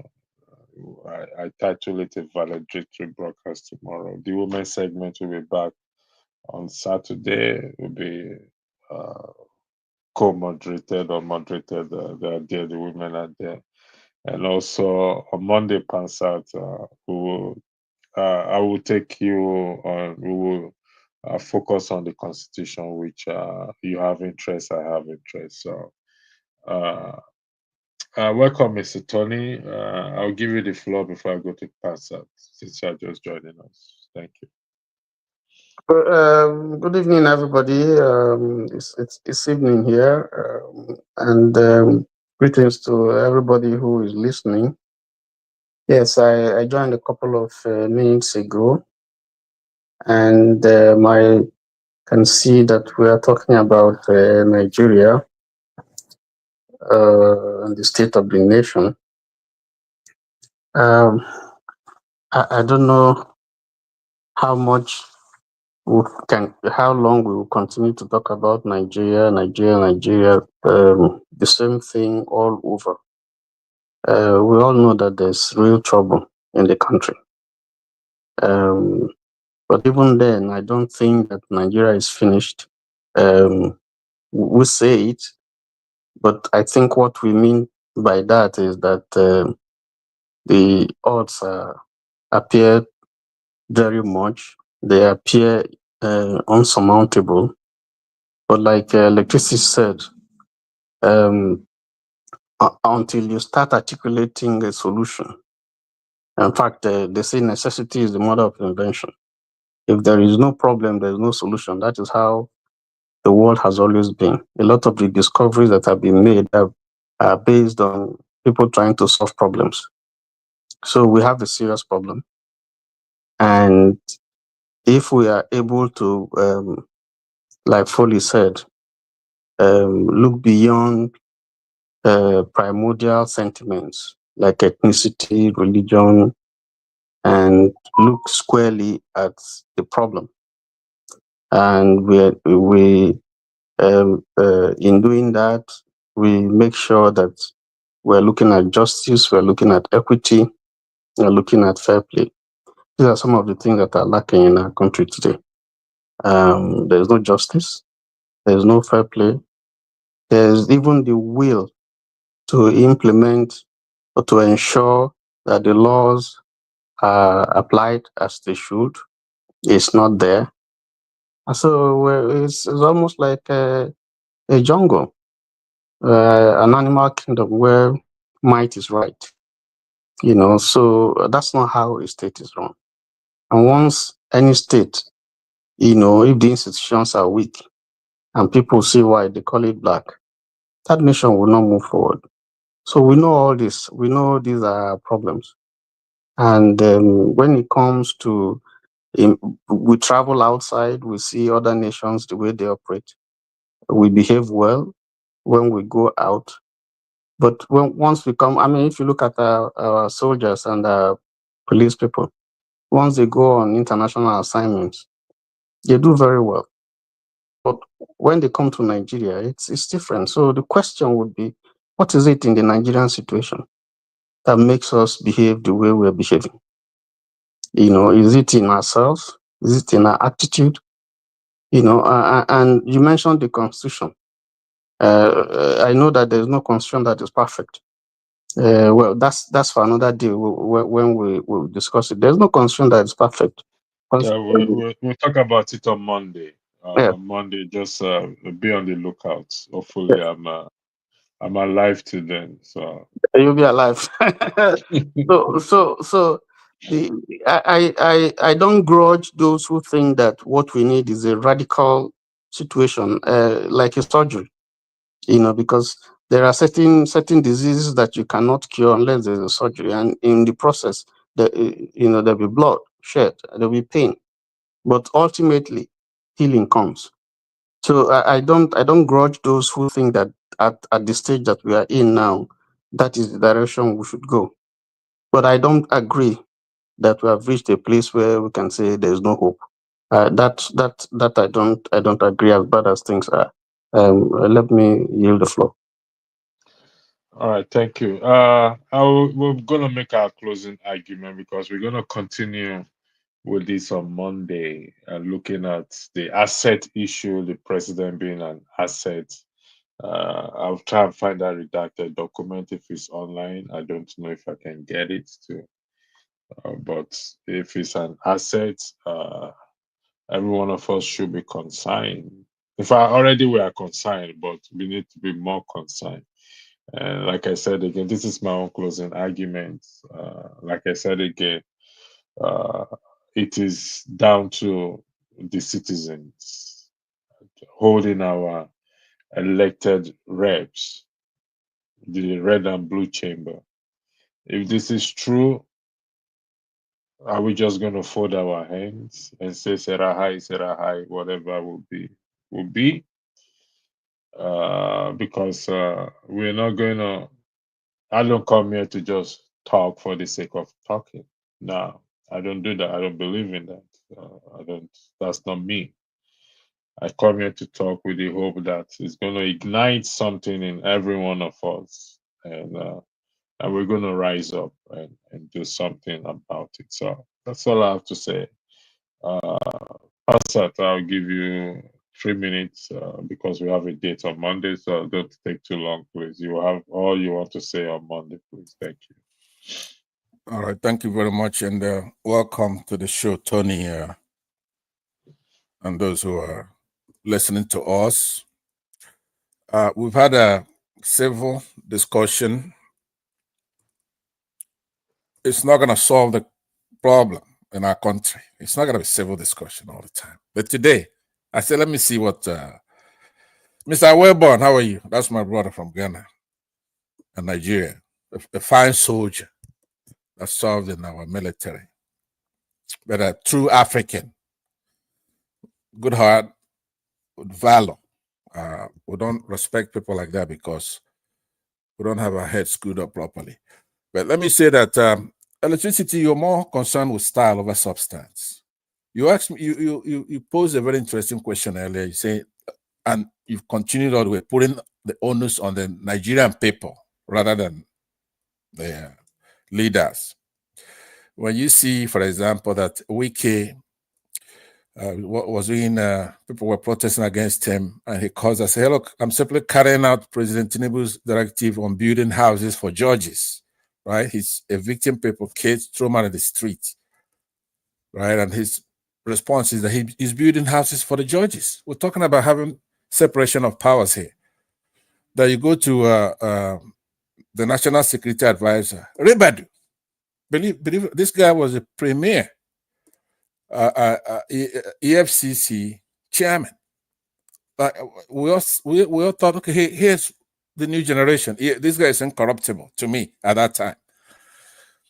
And he arrested Tinubu, and he was hassling him and doing all kinds of things. Today he's working for Tinubu, and look at what he's doing. Look at what he's saying. To quote him, because I know when you're doing this show, you're not aware of the news going on. He's saying that nobody dares Tinubu and gets away with it. Ribadu. Unbelievable. So nothing Nigerians can do about this except one thing. And you don't want to talk about what that is. Now, the appeal court sacks the Ondo Labour Party governorship candidate because that's what the courts are there for. These people have captured the state. But I'm not, when Born is here, probably wants to talk more. Tony just got here. Folly B hasn't said much. So it's not fair that you're closing the show so early. But I have to say a couple of things, which is that when you're hosting this show, there are things that should be settled. I really we have to do a show on that. Where because you're ubiquitous on this channel. At one point, I jabbed you and say you are the, Rudolph made you the host of hosts, I guess. But some of it you probably took upon yourself and intimidated the other ones, and they have to listen to you, right? Well, so, Pastor, yeah, Pastor, that is a defamation on here, and I can sue you for that. You know that. Okay, he said it. He denied it the last time, but character here. I'm saying. So what I want to do is I want certain things to be understood. I'm just going to end with that because you have to know that you cannot shift these things to the citizens. The only thing they can do is to violently take over their country back. That's it. Okay. If you're not advocating that, then you can have that discussion. Yeah. That's what you've been wanting to say since Passat, for the citizens to violently take over. And let me tell you this. I am not against that. It now depends on, we now need to define what that violence is all about. Okay? We now need to now put it in context, and so that we are not seen as inciting what do you call it? Inciting there's a word I'm trying to use. There's nothing wrong. There's peaceful protest. It's another form of violently taking over the government. Let's assume we have this movement that take over, that sit in front of the houses or the Senate or the presidency and say, 1 week we are not, or we shut down business. You know what? If we're going to die, after all, we are dying anyway. So we better just kill our just a means of what the actions that citizens can take. Like Mr. Tony said there, if the Igbo people who have that power in command, there's a way you put it, Mr. Tony, can you help us with that, please? They command the retail sector of the economy. They command the retail sector. If in the entire country, not that sit down Monday sit down that has no effect, that does not affect the governor, the government in that state, but if they use their veto power of that retail sector and shut the country down, I can guarantee you they will come to the table and have this discussion. So that's another form of violently taking it by force. I mean, if I want to use this. Anyway, Igu said, the floor is yours, please. Your 3-minute closing argument.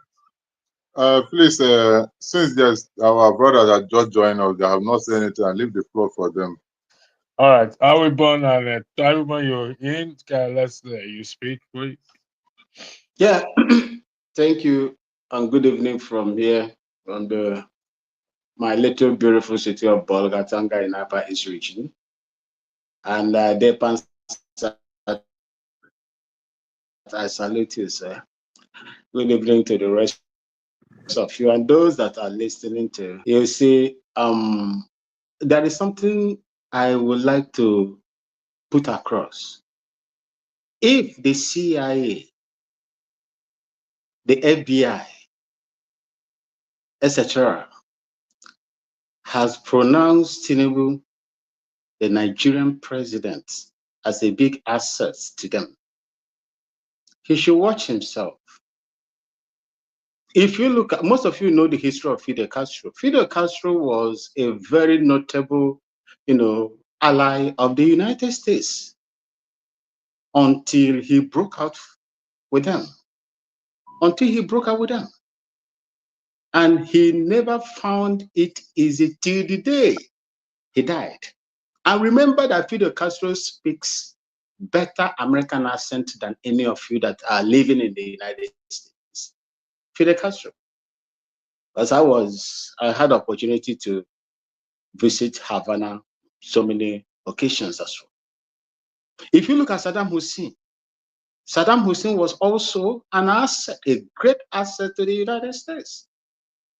He was used against Iran in that 8-year gruesome war. He was being funded by the United States as well, State Department. So these are some of the things that we should consider. If you look at the history of Osama bin Laden as well, it goes a long way to tell us what these people can do with your own people. And he should also watch himself, because the day he part ways with them, it is not going to be easy with them. Take, for instance, the one that is living right now is Charles Gangi Taylor of Liberia. The man that went me to go to Liberia to fight for 3 years, 8 months. He parted ways with the United States when ECOWAS single-handedly made him the president of Liberia. They used another American Liberia who took over from him after they forced him. The same people, they forced him on self-imposed exile. That saw him, that brought him in Nigeria, I think in Calabar or thereabout, during Obasanjo's time. The heat was on, but the Nigerian government could not protect the person they promised to protect until the man tried to run away through the Cameroon borders and he was arrested. Today, he is there serving his jail term in The Hague. These are some of the things that is going to happen to anyone that has been recognized as an asset by these people. When you come to our people, when you say electricity, you say the role of the people. How can you hold a government, a setup that it did not, vote to account? How would the National Assembly investigate one of their own? They will not. There is no investigative department in Nigeria that is going to dive into this. And when the people revolt, what happens? Have you forgotten the Lekki massacre? What did the CNN said about the Lekki massacre? These are the questions that we need to ask ourselves. And for me, I have taken a path, and that is my own decision, my own. I support whatever that is going to disintegrate that country, because the unity of that country is a curse to everybody. It has made Nigeria not to move forward. As I was looking today, I think dollar to naira is so huge. Even my own, what is going on? Price of a liter of petrol that you have the raw materials to produce. You are competing with the same price with those that doesn't even have the natural resource. What is going on? When we are looking up to Nigeria to be the big brother, they are shrinking. When Goodluck Jonathan was there, it was $500+ billion assets. Today, instead of improving, it is retrogressing in a very fast manner. Today, it is $200 and something billion in GDP now as we speak. So that are there, that have elected themselves against the wishes of the people. The only thing I see is that they are going to use him. Remember, they tried to use him to invade Niger. If not, that the people over there stood of those that has given him that access, tag. Thank you, and that is what I have to say about this. Thank you very much. Folibi, are you still there? Okay, Folibi. Gentlemen, we will be back here. If you can join us on Monday, that will be fine. Just look at the page. I don't know what time it's going to be when I'm going to set it up. Mr. Tony Passat will be the guest. And listen, when I say it's with the people, let me put this to you. If let's hypothetically say we sit down, we do nothing, do you think anything will change, in your opinion? No, nothing will change. But there are some certain things that people will do. See, if you look at that system that has, there are, you see, when we've been doing the same thing all over and all over again without any result. We've been doing the same thing over again without no result. And these people are not even ready to make amends. So they what don't are you even proposing? care how the people. My own proposal is what my people, my mother's ancestral people are doing, the Biafran people. Let everybody go home and answer their father's name. As simple as that. If joining together is going to cost the life of people, if going together is going to cost the life of people, there are so many lives that have been lost, not just through the bullet or the accidental discharge or willful killings of the Nigerian people through hunger as well, miselectricity. So what is the next solution for people? Must we continue in order to keep Nigeria one? Then people will continue to die. That's the answer to that question. No, we don't have to. No, you just answered the question. That is it down to the people. We don't have to live together. So for that to happen, the people have to react or respond or do something. Is that correct? That's your depending on what they are going. Depending on what they are going to do. Because for me, no. Let's forget about what they are going to do. Awiba, hold on one second. I just want to get something from you. Please, I want to. Hold on, Igusia, please. Awiba, what you are proposing is it down for the people. Let's forget about how they will go about it for now. Is it down to the people to do something on the fact that we don't have to live together? Would that be correct? I think it's frozen. Okay, Awiba is frozen. All right. Okay, gentlemen. I don't want us to overdrag this thing because we have another day on Monday to delve on this. I would like put to your thank. weapon in the backstage until he's then come back in.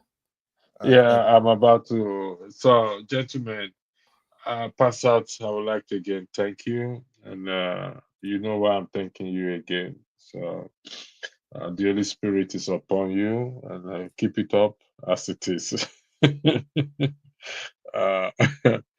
And Passat is born again. Yeah. Okay, I told you. And Passat, you just Who delivered my uncle? Who delivered my uncle? Passat did not use any. He didn't even tell me to shut up or whatever it is today. I didn't even know that it's him until you mentioned his name. He's really born again. He's born again. I can tell you he's going to heaven now. He's displaying the good federal character that we want in Nigeria. That's how it should be. That's how it should be. It's a symbol for people younger generation. I would recommend it for them to follow his footsteps. So, but he made an allegation against me, which he has withdrawn. Oh, that's good. That's good. That's good. He withdrew that I am the master or whatever it is of the platform. That is incorrect, master. I refute that.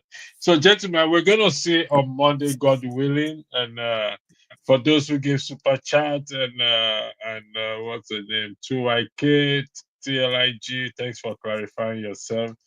Kulata, thank you also. Oscar Blackbone, thank you for your super chat, and we'll be back here again tomorrow. I don't know about Friday, but Saturday the ladies segment will be back. And on Monday, we are starting a new discussion in the matter of the allegation of assets, the Constitution, and the role of the citizens in nation building. It's going to be interesting, and it's going to be an educational discussion. I encourage us to have whatever document you want to refer to, because verification will be made.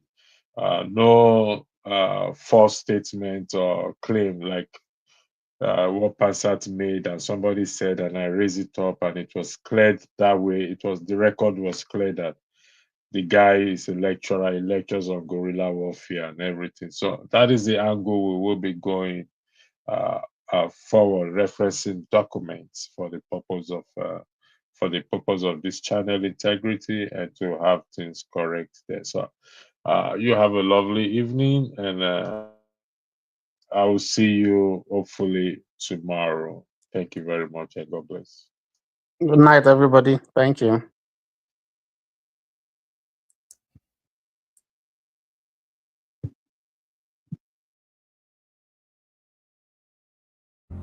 Arise, O compatriots,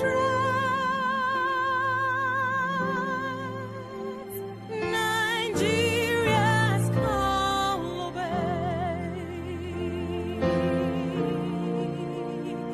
to serve our fatherland,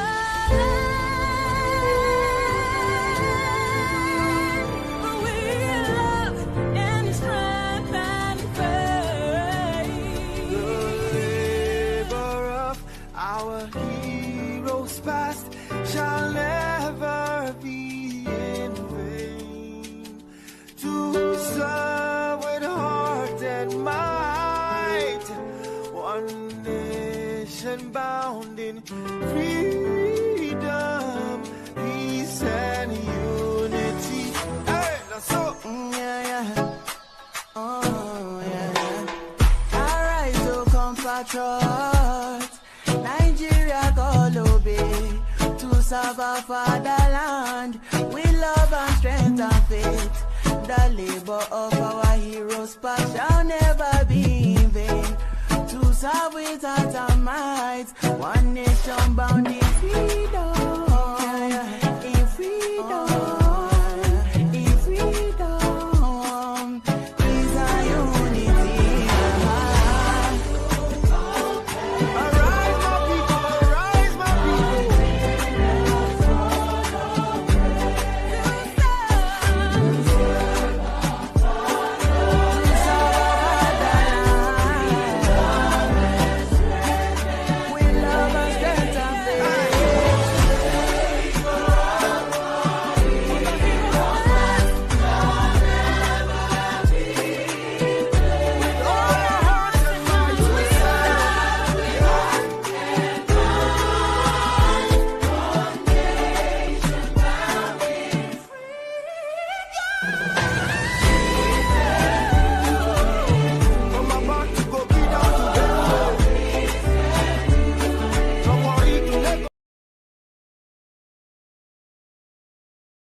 Thank you. Thank you so much for watching. Thank you. Have you subscribed? Yes, you. Have you subscribed? You. Yeah, before you go, click. It's free. Click. Just that's it. Have you subscribed? You're laughing. Have you subscribed? Have you subscribed? Thank you. Thank you. Thank you. Hey, madam, thank you so much. I can see you. I can see you. We have to get to 100,000 subscribers. This by the end of the year. How are we going to do that if you don't subscribe? Yes, you. Yes, you're about to click off. Why? Have you subscribed? It's free. If you don't, ask your son, ask your daughter. How to? Just one click. Thank you. Thank you. I see you. Aha. Thank you very much. Thank you very much. I'll see you tomorrow.